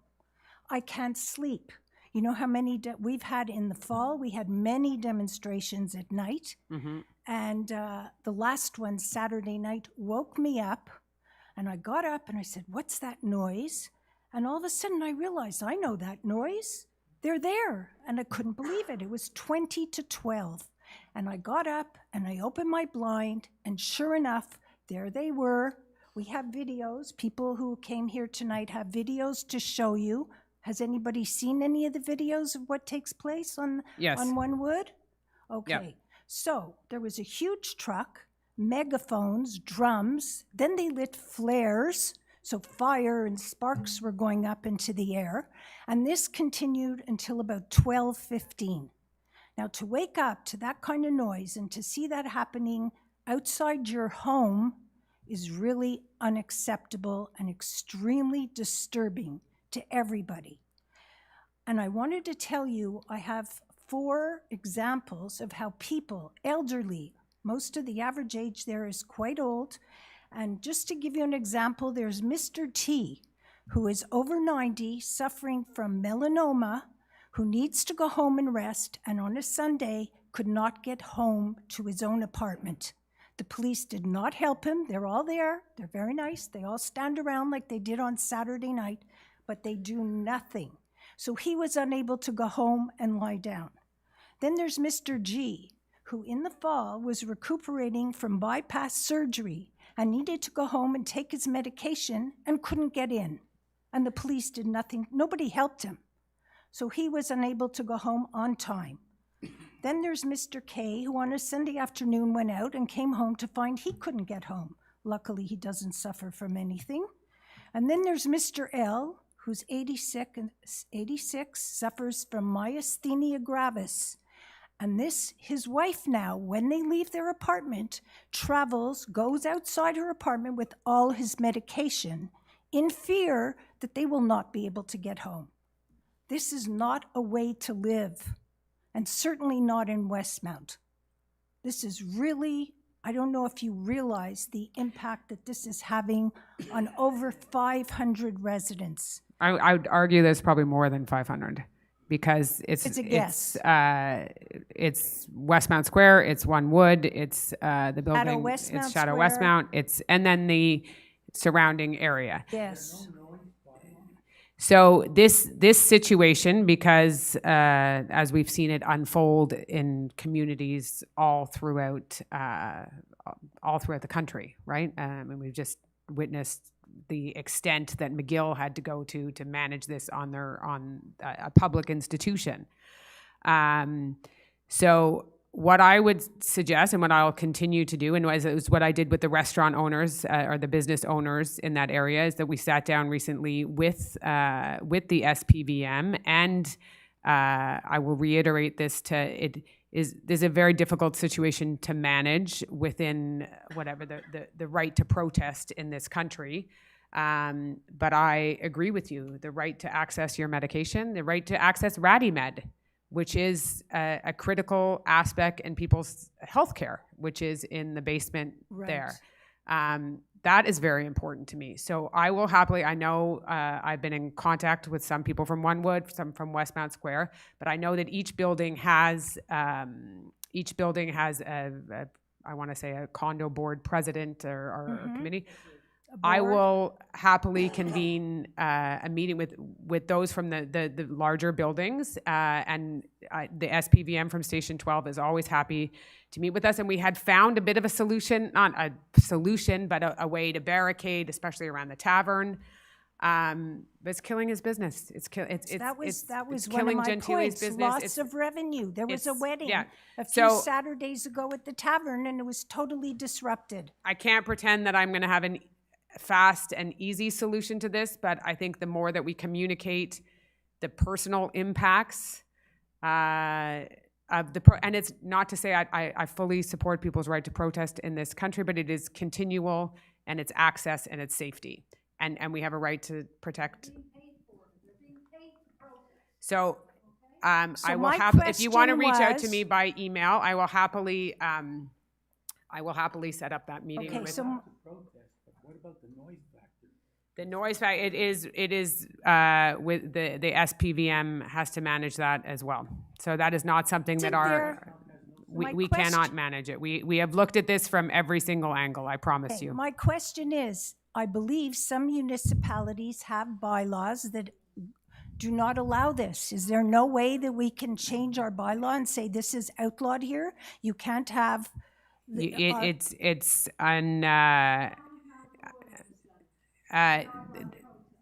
can, their right to protest supersedes any municipal bylaw that we have. And even protesting at midnight is allowed? Yeah, and if so I wanted to have a party in the street at 11:30 at night. I'm happy to, I'll meet with. We have our rights as well. And we pay taxes here, and we elect you guys. Therefore, I have more rights than those people who don't live here and come here and protest and disrupt us and scare us and spread hate. So if you contact me I'm sorry, madam, I'm answering her question. If you contact me. Yeah, but it's 10 months, and my question to all of you is, what can you do to help us? It's 10 months. What I wish I could say that I can stop the protest. I'm not going to give you that response because I can't. I don't have the power to do it within my... Who has the power? Where? No, give us how can you help us? How can I will we continue to stop it? advocate this with the SPVM and with Mayor Plante's office. So it basically begins with Mayor Plante. Is she the person that we have to be... This is an issue that is brought to our Montreal Aglo councils on a monthly basis, yes. But I will happily speak with the police again and meet with you and meet with the building owner. And I think it's better than this forum would be in a meeting like I have done with the business owners to do with the residents as well. And I'm happy to do that with you. I appreciate that, but in thank the you. meantime, there's been 10 months of talking and nothing has been resolved, and it's a nightmare living there. And really I can assure you, and I think council can assure you, that I have been advocating for more police presence have a around. suggestion what we should do? Let's try and find a solution with the police to ensure that there is a safe barricade and safe entry within every building that is so. Okay, so this is not how council period can go. You have to line up and let me know.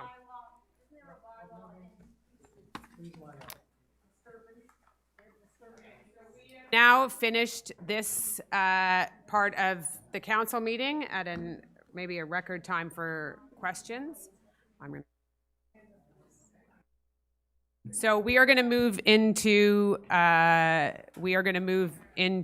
next part of the council meeting. So if you're leaving, I'd ask you to do so fairly quickly and quietly. And if you're staying for all of the motions, and I'm going to ask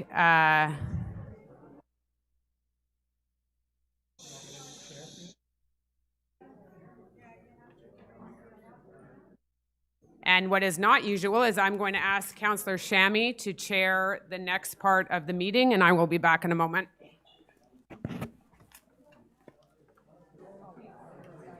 Sure, why not? Okay.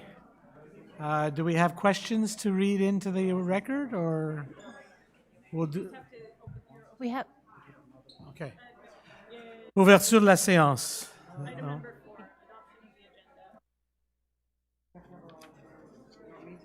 No, so. Okay, ladies and gentlemen. Okay.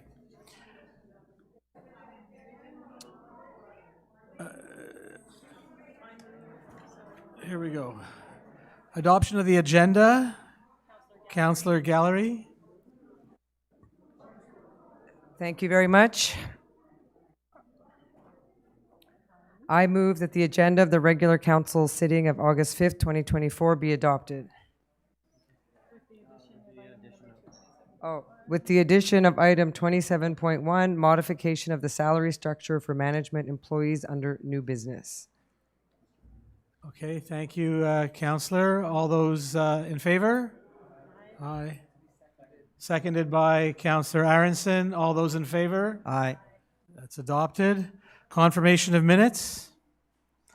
That the minutes of the regular council sitting held July 2nd be approved. Councillor Gallery?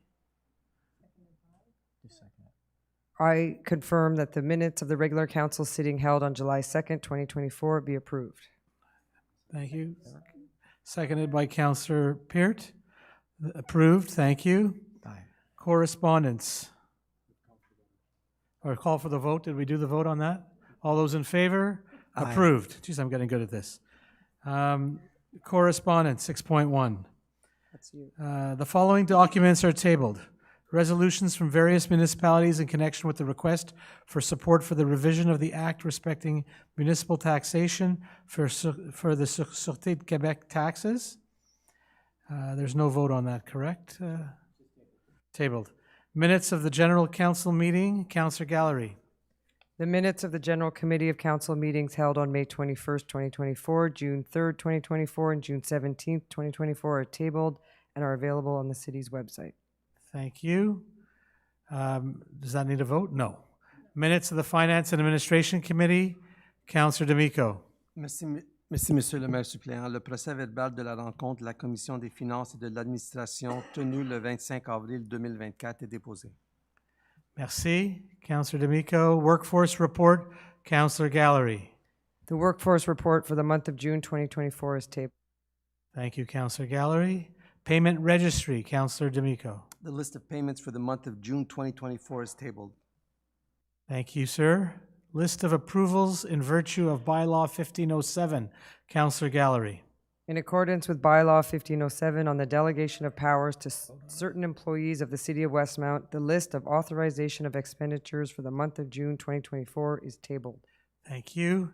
6.7, list of duties on transfer invoices. Councillor D'Amico. Merci, Monsieur le maire suppléant. La liste de facturation des droits de mutation pour le mois de juin 2024 sont déposées. Merci bien. Number 7, Councillor Gallery, the appointment of the Director of Communications, Department of Communications. Thank you very much. I have the great pleasure to move that Mugisha Rutishisha be appointed to the position of Director of the Communications Department, Grade 5, effective August 6, 2024, in accordance with the salary recommendation stipulated in the decision-making file number 2024-2351, and according to the terms provided for in the working conditions and remuneration of management personnel. that this appointment be on a permanent basis once Mr. Rutishisha has completed a probationary period in accordance with Section 2 of the Working Conditions and Remuneration of Management Personnel. Thank you. I have a seconder for that, Councillor Aronson. This is exciting, and we're very excited to welcome Mr. Rutisha all aboard. All in favor? All in favor? Get the vote. Get the vote. All those in favor? Aye. That's approved. Item number 8, end of a trial period of a blue-collar worker employee number 06683, Councillor Gallery. Whereas employee number 06683 was hired on April 12th, 2024 as a gardener, whereas as stipulated in the collective agreement, she is subject to a trial period of 840 hours, whereas following the evaluation of her work performance, the employee 06683 does not possess the required qualifications and aptitudes necessary for the job. I move that the council authorize and ratify the end of the probationary period and the termination of employment of employee 06683 as of July 19th, 2024, as recommended by the general manager in accordance with Article 2.01 G of the collective agreement. Thank you, Councillor Gallery. Do I have a seconder? Councillor Aronson. All those in favor? Aye. That's approved. Thank you. Number 9, the lease extension for 93140408 Quebec Inc. Councillor Gallery, maybe just the second there. Yeah. Thank you very much. I move that the City of Westmount extend the agreement with 9314-0408 Quebec Inc., otherwise known as Mouton Noir Traiteur, for the operation of a cafe at the Westmount Recreation Center and establish the norms applicable between them and between the expiry of the original lease and the signing of a new lease agreement. That the city's general director be authorized to sign the lease extension and all other documents required to give effect to this resolution. Thank you. Do we have a seconder? Councillor Bostock. All those in favor? Aye. That's approved. Thank you. Item number 10, I'm going to give Councillor Gallery a breathing break, and I'll ask Councillor Bostock. Servitude for access of Hydro Westmount on lot 1581201 for a new conduit. Councillor? Oh my. I move to authorize the Director of Hydro Westmount and the City Clerk to sign for and on behalf of the City of Westmount an act of servitude on lot 1581201 to come into force between the City of Westmount and Développement Prince Albert SEC. That this servitude be granted in perpetuity to allow Hydro Westmount to carry out all necessary work for the establishment, maintenance, inspection, interruption, or transfer of electricity on lot 1581201, and to authorize the Director of Hydro Westmount and the City Clerk to sign for and on behalf of the City of Westmount any other documents required to give effect to this resolution. Thank you very much. Councillor Chamy will second that. Any further comments? No? All in favor? Carried. Item number 11, appropriation of the appropriated surplus is Councillor D'Amico. Thank you, Madam Mayor. I move that an amount of $4,022,074 from the surplus allocated to the pay-as-you-go projects account be allocated to the results of the 2024 fiscal year for the financing of capital works. Thank you very much. Seconded by Councillor Chamy. Sorry, you have a second part you need to finish. Sorry. That the allocation and expenditure of an amount of $115,960 from the operating surplus of the 2023 fiscal year for the payment of the city's share of the UMQ guarantee fund be authorized. Thank you very much. A seconder is Councillor Chamy. Do you want to add any further comments to this, Councillor D'Amico? No. All in favor? Carried. Item number 12 is also Councillor Chamy. C'est les appels d'offres publics travaux civils mineurs d'Hydro Westmount. Thank you, Madam Mayor. I move to authorize an expenditure in the amount of $293,636, including tax credits, for Hydro Westmount minor civil works for lots 1 and 4, public tender PUB 2024-032, and to award to Lorrain 1991 Inc. the contract for this purpose at its bid price for a maximum amount of $337,607.99, including taxes, the whole in conformity with the contractual documents of the public call for tender, POB 2024-032, and finally, to allocate the expenditure in accordance with the financial information included in the decision-making file number 2024-032. Thank you very much. The seconder would be Councillor D'Amico. Any further comments?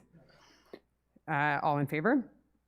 Carried. Numéro 13 encore, c'est appel d'offres public réfection complète de la toiture du garage numéro 2. C'est Councillor Gallery. Thank you, Madam Mayor. I will move forward with this.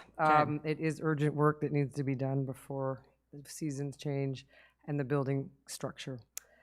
I move to authorize an expenditure in the amount of $64,552.08, including tax credits for the complete re-roofing of garage number 2, public tender number PUB 2024-035, to award to Group Pentagon 9427-8264 Quebec Inc. the contract for this purpose at its bid price for a maximum amount of $74,218.75, including taxes, the whole in conformity with the contractual documents of the public call for tenders, PUB 2024-035, to allocate this expenditure in accordance with the financial information included in the decision-making file number 2024-2341. Thank you very much. The seconder will be Councillor Bostock. Do you want to add any? We talked about this before, urgent needs, but this is the roof that had been raised in question period. And the structural integrity of the building. Councillor Aronson? Sorry, Mayor, I'm going to speak to this quickly. I think that Mr. Dufour raises a very good point. Though this work is extremely urgent going forward, I'm going to plan on our next meeting of the advisory committee, the Environmental Advisory Committee, to request some guidance on how work of this kind in future can be more environmentally friendly. And out of respect to the objection raised by Mr. Dufour, I'm going to vote against this motion, knowing, unfortunately, that though this is urgent work, that the rest of the council will most likely vote in favor of it. Okay, so all in favor? Opposed? Councillor Aronson? Okay, motion is moved. Thank you. Item number 14, numéro 14, c'est l'achat regroupé avec la Ville de Montréal, celle de déglaçage pour la saison d'hiver 2024-2025. Conseiller Bostock. I always love doing these ones in the summer. I move to authorize an expenditure in the amount of $977,900, including tax credits, for the supply of de-icing salt for the 2024-2025 winter season. That is part of the City of Montreal Group Purchase Contract Tender number CS-2024-2025. The tender of Windsor Salt Limited be accepted for a total amount of $1,124,340.53, including taxes, and to allocate this expenditure in accordance with the financial information included in the decision-making file number 2024-2348. Thank you very much. A seconder will be Councillor D'Amico. Another cost of winter, just so that everybody is clear that the cost of salt alone and de-icing is around $1 million. Okay, thank you. All in favor? Carried. Item number 15, keeping with our winter season, is the renewal of a contract snow removal for various parking lots, PUB 2022-039. Councillor Bostock again. I move to authorize the renewal of the contract awarded to Les Excavations Super Inc. for the snow removal of various parking lots in the city of Westmount as part of the call for public tenders PUB-2024-039, resolution number 2022-09-212, for a year covering the winter period of 2024 and 2025 for a maximum amount of $35,077.83, including taxes, to authorize an expenditure of $30,509.09, including tax credits, for the purpose of this contract renewal, the whole in conformity with the contractual documents of the call for public tenders PUB 2022-039, and to allocate this expenditure in accordance with the financial information included in the decision-making file number 2024-2334. Thank you very much. A seconder will be Councillor Gallery. Any further comments? No? All in favor? Carried. Item number 16 is, again, a snow contract, renewal of contract alleyway snow removal, PUB 2022-4040. Councillor Bostock. I move to authorize the renewal of the contract awarded to Les Excavations Super Inc. for snow removal of the City of Westmount's alleyways as part of the call for public tenders, PUB 2022-040, resolution number 2022-09-213 for a year, including the winter 2024-2025, November 1st, 2024 to April 15th, 2025, for a maximum amount of $473,668.20, including taxes. To authorize an expenditure of $411,992.35, including tax credits, for the purpose of this contract renewal, the whole in conformity with the contractual documents of the call for public tenders, PUB-2022-040, and to allocate this expenditure in accordance with the financial information included in the decision-making file number 2024-2333. Thank you very much. A seconder on this will be Councillor Gallery. Pretty straightforward. All in favor? Carried. Item number 17, renewal of a contract rental of a 12-wheel trucks with snow loaders. Again, Councillor Bostock. I move to authorize the renewal of the contract awarded to Entreprise PEP 2000 Inc. for the rental of 12-wheel trucks with snow loaders as part of the call for public tenders, PUB 2022-051, resolution number 2022-10-248, for the winter season of 2024-2025, for a maximum amount of $1,666.09.60, including taxes, to authorize an expenditure of $1,449,019, including tax credits, for the renewal of this contract, the whole in conformity with the contractual documents of the call for public tenders, PUB-2022-051, and to allocate this expenditure in accordance with the financial information included in the decision-making file 2024-2335. Thank you very much. A seconder on this will be Councillor D'Amico. Any further comments on this? These are the loading trucks that take the snow out. All in favor? Carried. Item number 18 is numéro 18, contrat solution de gestion documentaire et machine postale. C'est le Conseil Gallery. Thank you, Madam Mayor. I will read the whereases. Should be. Whereas the city rents postal machines to send documentation and bills. Whereas 3 postal machines, stampers, and folders are necessary for the activities of Hydro Westmount and the Finance Department. Whereas the postal machines are essential for the management and coding of invoices and the documents to be sent to residents and external clients of the city. Whereas previously the contracts related to the postal machines of Hydro Westmount and the Finance Department were negotiated and contracted separately. Whereas the Purchasing Department, in collaboration with Hydro Westmount, has negotiated an agreement for the location of all the postal machines necessary for the city. Whereas the consolidation of the rental of the postal machines into a single contract has resulted in savings on the total rental price of the equipment. Whereas the negotiated rental contract is for the duration of 36 months. Whereas the Director of Hydro Westmount and the head of division of the Purchasing Department recommended entering into the contract with Quadient for the rental of postal machines for 36 months.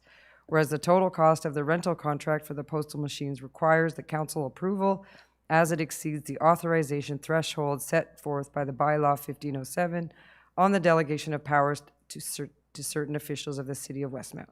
Therefore, I move to authorize the conclusion of the contract with Quadient for the document management solutions and the rental of postal machines for 36 months for a maximum amount of $58,538.88, including taxes, to authorize the city clerk to sign the necessary contractual documents for the conclusion of the contract with Quadient, to authorize an expenditure of $50,914.44, including the tax credit for the purposes of this contract, all in accordance with the contractual documents.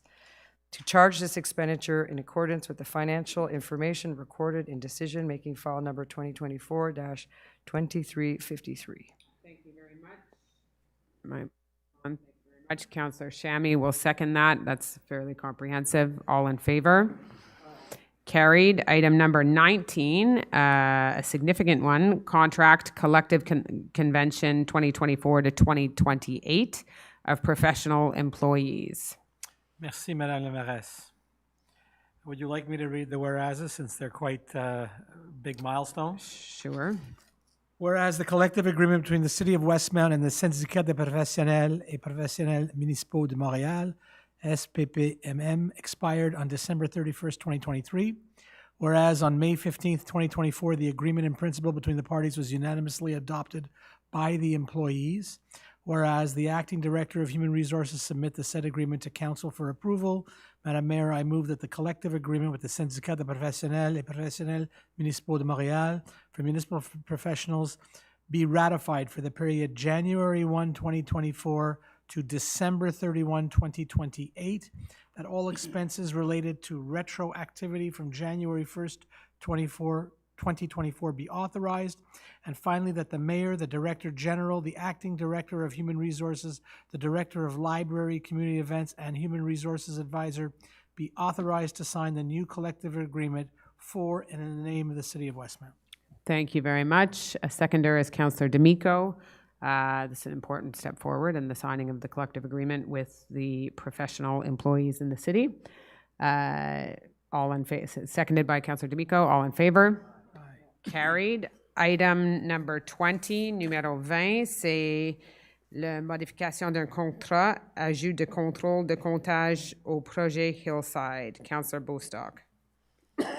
I move that the contract awarded to Le Groupe Solrock for the addition of a compaction control to the Hillside Avenue project be modified and increased to a maximum amount of $50,321.97, including taxes, and that an additional expenditure be authorized in the amount of $8,048.25, including taxes, and a contingency amount previously set at $2,012.92, including taxes, for said contract, and to allocate this expenditure in accordance with the financial information included in the decision-making file number 2024-2346.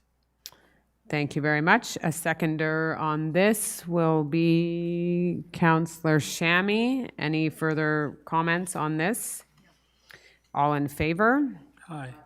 Carried. Item number 21 is, again, Councillor Bostock, modification of a contract, new battery charger installation, Poste Saint-Antoine, PUB 2023-3030. Councillor Bostock. I move that the contract awarded to La Scie Électrique Briton Limité for the replacement of battery chargers at the Saint-Antoine Post, resolution number 2023-08-209, be modified and increased to a maximum amount of $115,829.58, including taxes. That an additional expenditure be authorized in the amount of $6,977, including taxes for said contract. To allocate this expenditure in accordance with the financial information included in the decision-making file numbers 2023-1973 and 2024-2338. Thank you very much. A seconder will be Councillor Aronson. Any further comments on this item? No. All in favor? Carried. Now we move into the urban planning section. Item 22.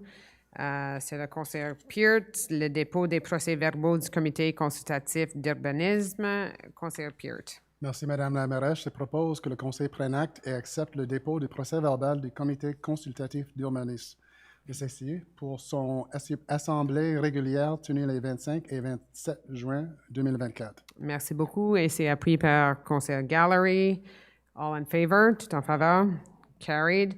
Item 23, again, is Councillor Peart. Approbation des plans d'implémentation et d'intégration architecturale. Conseiller Peart. Merci, Madame la Mairesse.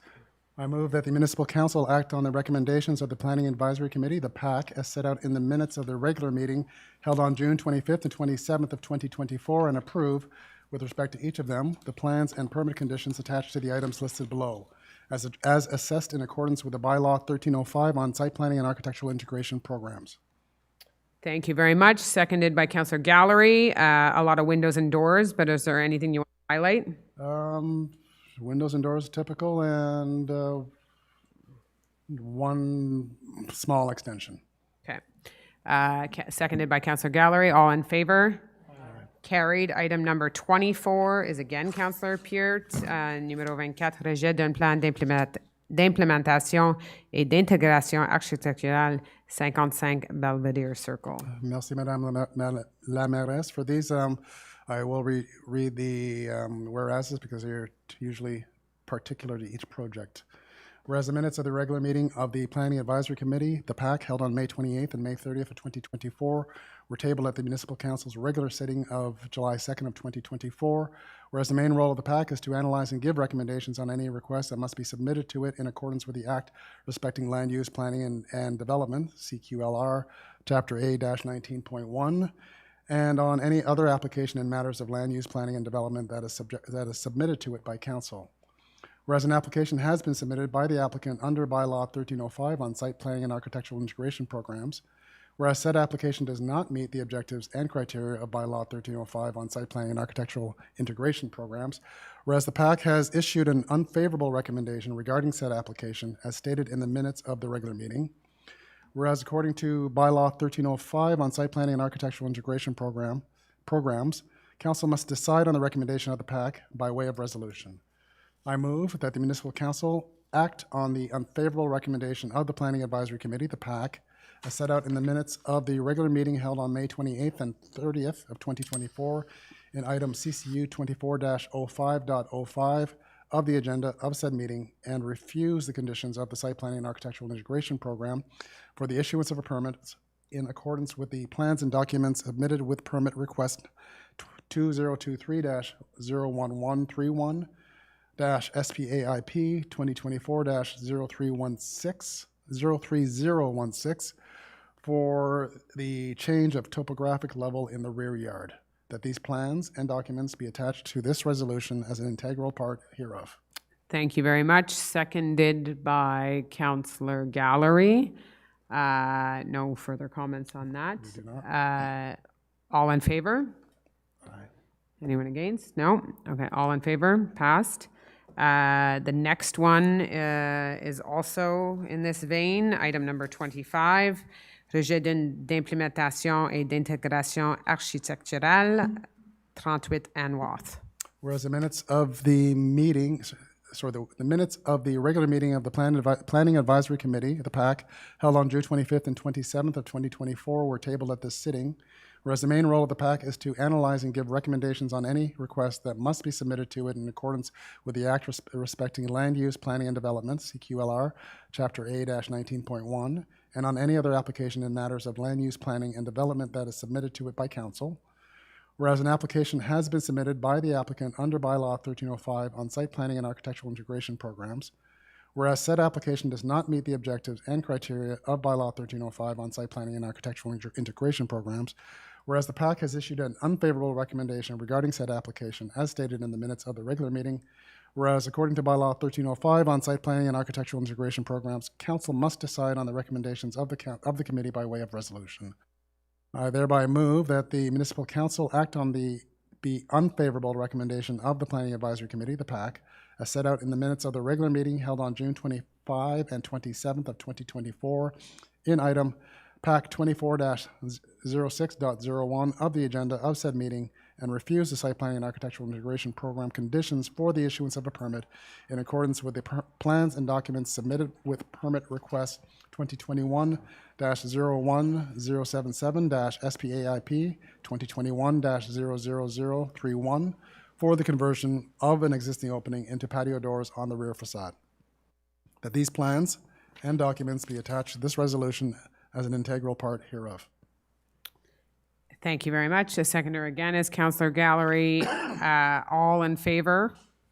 Anyone opposed? No? That's passed. Item 26 is the last of these. Encore, c'est un rejet de plan d'implémentation et d'intégration architecturale P.I.I.A, de 17 Bellevue. Merci, Madame la Mairesse. Whereas the minutes of the regular meeting of the Planning Advisory Committee, the PAC, held on June 25th and 27th of 2024 were tabled at this sitting. Whereas the main role of the PAC is to analyze and give recommendation on any requests that must be submitted to it in accordance with the Act respecting land use, planning, and development, CQLR, Chapter A19.1, and on any other application in matters of land use, planning, and development that is submitted to it by council. Whereas an application has been submitted by the applicant under bylaw 1305 on site planning and architectural integration programs, whereas said application does not meet the objections and criteria of bylaw 1305 on site planning and architectural integration programs, whereas the PAC has issued an unfavorable recommendation regarding said application as stated in the minutes of the regular meeting, whereas according to bylaw 1305 on site planning and architectural integration programs, council must decide on the recommendations of the Planning Advisory Committee, the PAC, by way of resolution. I therefore move that the Municipal Council act on the unfavorable recommendation of the Planning Advisory Committee, the PAC, as set out in the minutes of the regular meeting held on June 25th and 27th of 2024 in item CCU 24-06.34 of the agenda of said meeting, and refuse the conditions of the Site Planning and Architectural Integration Program for the issuance of a permit in accordance with the plans and documents submitted with the request for permit 2024-00573-SPAIP 2024-03146 for the integration of a rooftop terrace, that these plans and documents be attached to this resolution as an integral part hereof. Thank you very much. Seconded by Councillor Gallery. All in favor? Aye. Carried. That brings us to the only item of new business tonight, which is item number 27.1, modification of the salary structure for management employees. And that is Councillor Shammy, and I would recommend reading the whereases on that. Yes, thank you, Madam Mayor. I will read the whereases. Whereas the last evaluation of management positions and related salary scales dated back to 2011, whereas the organization of work has greatly evolved since 2011. The responsibilities of most positions have increased. Several positions have been abolished and created since then. Whereas there have been an increase in the number of employees and the progression of salary scales for unionized positions. Whereas the recruitment of personnel is more difficult in the current context of a labor shortage. Whereas the city wishes to maintain its attractiveness and promote the retention of its personnel. Whereas there are significant internal Madam Mayor. Whereas there are significant internal inconsistencies between the treatment of management personnel and unionized personnel, and the city wishes to ensure equity between the different groups of employees. And whereas an analysis of comparable positions has shown that the compensation for the city's management is below the market average of the Union of Quebec Municipalities, the UMQ, and the City of Montreal. And whereas the acting director of human resources has proposed a modification of the salary structure for management positions and recommends its implementation as of August 5th, 2024, I move, Madam Mayor, that the salary structure for management positions be modified according to the proposed submitted to the Council in decision-making file number 2024-2356, effective August 5th, 2024, and that all expenses related to this modification be authorized. Thank you very much. The seconder is Councillor D'Amico. It's a fairly comprehensive motion, so all in favor? Carried. That brings us to the end of that part of the agenda, and we move into the second question period. I know we have some questions online, but can we, if there's any questions that have not, if there's anyone in the room who's not already asked a question, then we will move to the questions online. Good evening. Good evening. Welcome. Good evening. I'm Kirk Polimenakos. Glad to be here. I haven't seen everyone because I'm on the board of the Greek community and our board meetings go until 12 at night. This is early for you. This is early, yeah. Usually we go until 12. This is a clipping from Studebaker ad 1920, and it says, nothing less than stamina unmatched in all motordom. And there's another clipping here.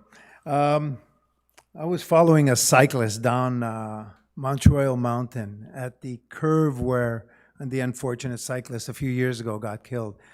I backed off about 100 meters, but after the curve, he was going at 68 kilometers. And I told him, you know, where are you going at 68 kilometers? The Claremont project, where that diagonal street is, that's the lessen of flow of traffic. My first question is, will we be contacting NDG to find out if there's an effect in NDG from this project? Will we get a report from NDG? Our team has been in contact with them, and we will continue to be in contact with them. Do you want to add anything on that? And I'm sure we'll hear from NDG residents as well. If That's my first question. My second question is, there was a lot of items here about snow and winter. Has Westmount ever considered hybrid or convertible type of, I'm calling it convertible projects, whereas certain traffic would transform differently in the winter than in the summer? Like, for example, we have parking in the winter that's not allowed in the summer and things like this. Like, for example, like some bike paths, they get cleared, or some bike paths. I'm a cyclist also, but not as much. But certain things maybe can change in the winter months when we got a lot of snow compared to the summer months. Like, for example, even this project where the triangle on Claremont, it's going to have a different effect during rush hour, and it's going to have a different effect in the afternoons. Rush hour, it's going to have a problem. In the afternoons and in the evenings, it's not going to make a big difference. Have we studied any kind of different hybrid models that there would be a different mindset in the winter, summer, or maybe weekends, weekdays, or mornings, nights, things like that? I think it was not, the pilot project is not for different times of day. It is for not a short just for window. that. Even bike paths during all of Westmount. For all of Westmount. No, because we clear the bike paths because it's part of they're part of our roads, right? We don't have, on Westmount Avenue, the bike path there, the Saint-ANTOINE bike path, the de Maisonneuve bike path gets cleared because it does get used in the winter. It's cleared with a different machine. Yeah. But we clear the bike paths because they're part of the roads. Yeah. That's it. Thank you. Thank you. Sure. I don't know if anyone wants to add to the bike path clearance, but okay. Next question. I'm Jessica Winton. I support the 3-day trial period of the Claremont Triangle. No, sorry. Nobody should have interpreted that was a 3-day trial period. I was saying, if it was disastrous, we will in live time be able to look at that. It is a trial period that is going to go into action this week and will run till November. Oh. So before snow comes. Still not a long time to test something. And it is very much a pilot project. Yeah, it's very much a pilot project of it is essentially removing a slip lane, which, if you know what a slip lane is, are pretty dangerous. I don't think diverting traffic 50 meters will make that much of a difference, but that's just me. Okay. I wanted to bring up the idea, which I previously brought up, of a vacant land value tax. I've maybe sent, I think, an email. I don't know if it ever got responded to, but vacant land value tax is something that a lot of Canada is doing at the moment, considering rents have been rising an insane amount just compared to the first quarter compared to 2023. Rents have risen, I believe, 14.9%, which is quite a lot. Mm-hmm. There are many vacant lots that I can think of off the top of my head. There's the one across Alexis Neon along St. Catherine. There's one on the corner of Carlston and the Boulevard, that intersection. And because rents are rising so much, the market's not really correcting because there's no incentive to actually build, rather than just let the land continue to appreciate in value. So that way, eventually, when somebody does want to purchase it, the period in between, they pay less property taxes. And obviously, for storefronts, it's a bit more variable, but as somebody who might want to open a business one day, I'm very discouraged seeing, you know, storefronts sit vacant for literal years and have the rent continue to increase. Have the power to do it, but it's, I know Councillor D'Amico has raised this a lot at our finance and admin at our finance committee where we discuss these things. We currently don't have the power to do it on the pressure that renters are feeling, and the increase is not sustainable, and certainly for young people that are in that house, getting into that type of housing is. We are faced with a very large 20,000 square foot empty lot in the city. In some to be considered as well. And I could be speaking out of turn, but I believe I heard in the last, the 2x limit has been raised, and so that it's possible, and I'm just going by memory, so don't quote me on this, is that maybe we can collect more than two times the residential rate on some of these empty lots. But the reality is in Westmount there's not a lot. A handful of vacant lots, and in some cases it's a house that has an empty spare lot beside it that's cadastered as its own separate lot, but it's a vacant lot and they use it as their yard, and it's yes, it could occupy a house one day, but it is somebody's yard, and that lot is assessed at the 2 times rate of the residential. But I think the incentive, as you mentioned before, is being an incentive or to actively discourage just hoarding land or not developing it. We have to look at the tools that are in our toolbox for sure. All right. Thank you. And then another brief question, because I always tune out when people are talking about the Summit Woods because it's been going on for so long. But was the idea of a rolling schedule of when dogs are only allowed on a leash ever brought up, where there would be a certain day of the week, let's say Monday, and then the next day it would be Tuesday, or the next week it would be a Tuesday that dogs are only allowed on a leash as a bit of a compromise, so people who might only be able to attend going a walk on the woods only on Tuesdays would still have their day eventually to go without the presence of dogs being off leash? We hadn't looked at it from individual days. We had looked at it from hours and accessibility, and really kept sort of status quo accessibility except for reducing it. But your suggestion is noted. All right, thank you. Thank you. Okay, so if we're not seeing any other questions, we'll go to the questions online.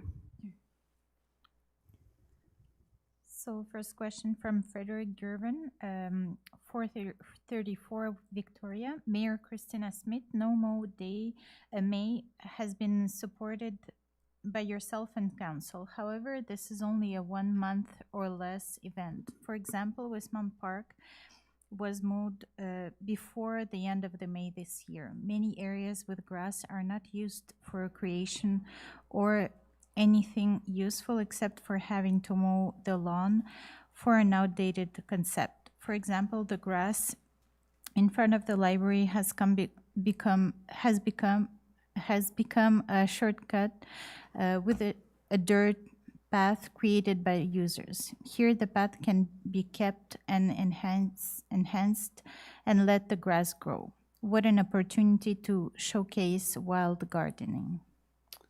Thank you for your suggestion and your commentary. We're always reviewing this, and we've changed it over the years, which areas or it's grown, I guess, over the years, which areas are part of the No Mow May to allow the pollinators to do their thing. But your suggestions will be are noted for other areas that you would be supportive of. So thank you. Next question from Chantel McKenzie, from resident from the city of Lachine. Why did things escalate to what it did on Saturday at camp drop-off? What could have been done differently? And why did the officer put her hands on me? Thank you for your question. I had a chance to speak to you before, so I was able to clarify some of that, but just it was an unfortunate situation that escalated around some parking tickets. And I think we found a better solution going forward in terms of where camp drop-offs and pickups will happen. And I think that will work much, much better for the parents and the camp involved. So thank you. I believe we have a similar question from Diana Gampel from Roxborough. On Saturday, when public security was at Westmount Elementary School, where my son's sleepaway camp was leaving from, I didn't realize they were there to ticket everyone and harass and hold people hostage in front of 3 buses full of kids and parents. Is this type of training they receive to escalate instead of de-escalate? So similar response there. That was a very unfortunate situation where we have spoken to all of those involved, and I'm glad that we found a much better solution going forward as to where that should be. And what I would encourage schools, camps, day camps, daycares, anything like that, if they are using buses for anything, to please notify the city. We will happily accommodate you and make sure that that is done in a safe manner, and make sure that kids have access to the bus safely. So thank you for your question. Question de Sylvain Castonguay du 451 Avenue Mountain. Elle porte sur les mesures qu'entend prendre la Ville de Westmount pour réduire la vitesse excessive et les respects total des 2 arrêts-stop au coin des rues Anworth et Mountain, une fois les travaux de gainage souterrain terminés à la fin septembre 2024. Il est en effet totalement ridicule de dépêcher un véhicule de police un matin à toutes les 3-4 semaines pour rendre dissuasif le fait de brûler un stop sur ces 2 intersections. Ça ne fonctionne carrément pas et ça fait au minimum 4 printemps consécutifs que je fais parvenir une correspondance au service circulation et signalisation de la Ville. Il n'y a rien qui change, sauf le nombre de contrevenants et la dangerosité du secteur qui, les deux, vont en augmentant. Dans tous les cas de figure, vous aurez à refaire la totalité du pavage sur l'avenue Mountain de Sherbrooke, au sud, à Cedar, au nord. Je vous suggère aimablement de prévoir la pose de 2 dodanes, un double, donc sur pleine largeur de la rue, parce que les gens en descente vont le contourner. Pour le stop au coin nord-ouest et un simple dodane pour le stop au coin sud-est. Mon voisin du 449 Mountain a failli subir un grave accident en sortant de chez lui sur le trottoir, du fait de votre incurie à agir, et c'est certain, il y aura un événement malheureux. Je peux redéployer mon dossier complet si désiré et vous le réacheminer, mais j'ai des accusés réception pour 2019, 2020, 2021, 2023 et 2024 relativement à mes correspondances. Finalement, les bollards installés en milieu de rue ne sont saprement d'aucune efficacité pour réduire la vitesse ambiante. Toutes les études réalisées depuis devraient vous le confirmer, en plus du nombre effarant donné en un temps record chaque fois par le service de police de Montréal quand ils viennent faire de la surveillance. Je vous remercie pour votre attention. C'est un problème très sérieux. Notre rue est beaucoup moins large que la rue Clark qui est dans le même axe et il n'y a aucune mesure alternative et efficace qui est prise par la Ville de Westmount et ce depuis des années. Salutations distinguées. Merci beaucoup pour la question, mais aussi tous les détails qui vous concernent sur la rue Mountain. Si vous voulez envoyer les documents, que vous avez parlé des documents, vous êtes bienvenus de le faire ça. Puis on peut parler avec l'équipe sur trafic pour voir s'il y a d'autres choses qu'on peut faire. Mais je pense que le conseiller Chamé veut répondre aussi. Non, merci, M. Castonguay. Je vous remercie pour votre question au sujet de la vitesse excessive sur Anworth et Mountain. Et comme la mairesse a expliqué, on va envoyer votre courriel et vos documents à notre comité consultatif sur les transports et on va vous transmettre une réponse par courriel Et encore une fois, merci bien pour votre courriel ce soir. Merci beaucoup. Est-ce qu'il y a d'autres questions? Oui. Donc, question de Gillian Taylor, 448 Clermont.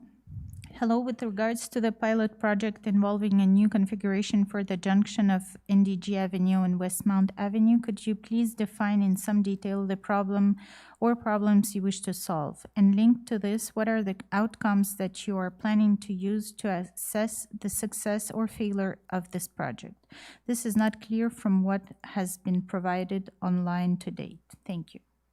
Thank you very much for your question. I think Councillor Peart had answered this in detail before, but just obviously was driven by all of our road reconstructions, and this will be one of our significant infrastructure projects of next year, of 2025, along with the Forden Avenue rebuild. And when we do a complete and total rebuild like that, we have a responsibility, obviously, to look at options to make and to prioritize pedestrian safety, and obviously it's a very busy area, so that is why we are looking at this, what you are referring to, the documents that you received, as a pilot project to see if this would work. Would this make it safer? And it's not that we just like pulled it out of a hat and didn't do any further work on that. We have worked with a team of experts who suggested that this could be a model that could work, but we don't necessarily know, and we don't know that it's absolutely the right thing for the neighborhood. Therefore, it is a pilot project, which is one step in the public consultation. But as opposed to proposing a massive design change or implementing a massive design change without having the ability to test it or to have feedback from residents. Do you want to add anything else on this? No, I think you summarized it perfectly. It's just an opportunity to validate or refute a hypothesis. If it works, it works, and if it doesn't, we come up with something different. Any further questions online? One last question from Camille Rancourt, 520 Grosvenor. J'ai récemment déménagé à Westmount et je me demande pourquoi la pataugeuse du parc King George n'est pas ouverte. Merci. Le splash pad de King George, c'est brisé. Ça fait quelque temps que c'est brisé et c'est pas à jour. Donc, il y a comme un point d'accès qui est là, puis il faut mettre quelqu'un en bas du splash pad chaque jour pour enlever l'eau. Puis c'est pas à la norme d'aujourd'hui. Donc, on est en train de garder une autre solution pour ça parce que je suis totalement d'accord. King George Park a besoin d'un splash pad. Oui, la même mécanique est brisée, mais comme on s'appelle ça quoi, un pit?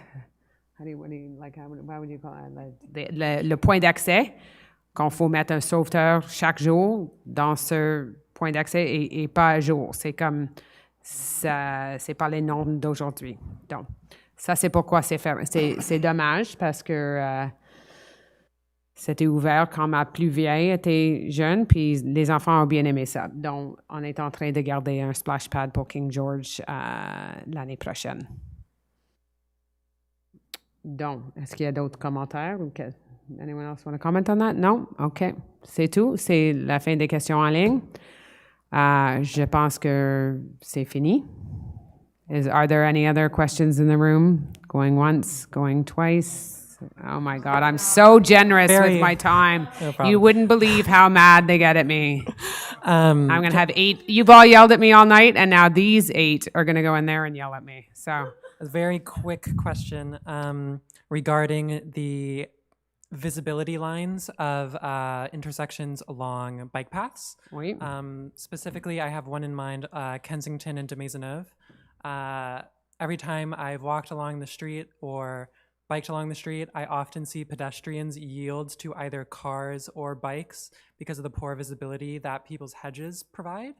I realize line of sights cannot always be altered, especially if there's a building, but I feel like there should at least be a bylaw enacting a height limit of hedges along areas with bike paths at 4-way stop intersections.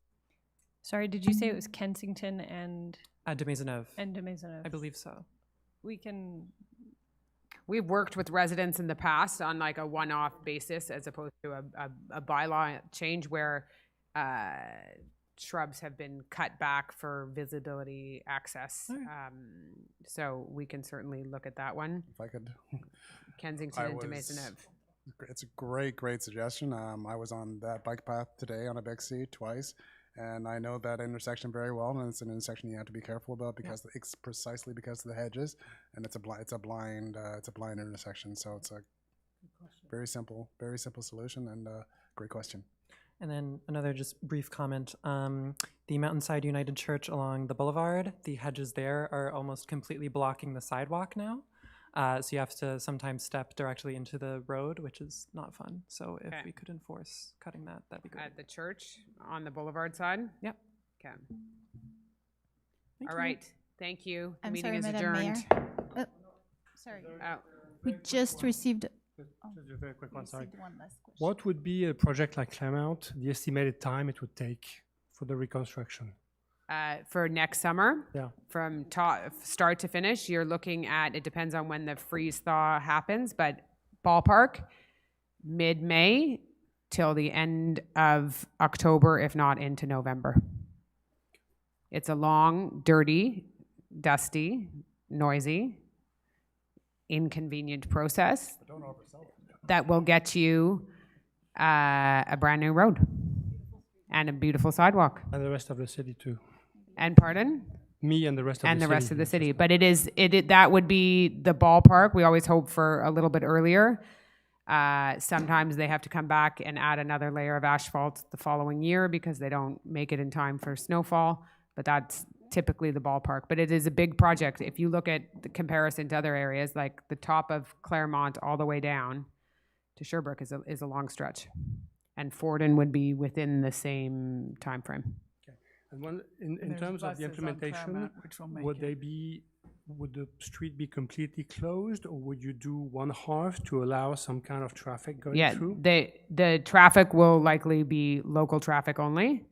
So the people that by speaking from other projects, it is local traffic only. So you would have access as residents for as much as they possibly can. They move it in sections. We have a team in place that informs you of everything. We have a connection to the engineering department that is on site every single day. But there will be times where you will not have car access into your driveway. So last question, if you live on vacation for a month and you don't have access to your driveway, does your permit allow you to leave your car in the street for a full month? Yeah, we work without having to move it. Yeah, we work with people on individual cases all the time. This happens when we redo streets. So if there's that issue, you will have a contact with engineering and they will find a solution for you. We do this every summer, all over the city. Thank you. Thank you very much. You're welcome. One more question? One last question, yes. So Andrew Grove from 617 Belmont Avenue. Could the mayor or the councillor Bostock provide more details as to the actions of public security that ended with a citizen of LaSalle commenting in the meeting this evening that a security member putting their hands on her on relation to a parking infraction? I'm not in a position to give more details on that because we haven't finished discussing with all the parties involved. But thank you for your question. All right, meeting is adjourned for real.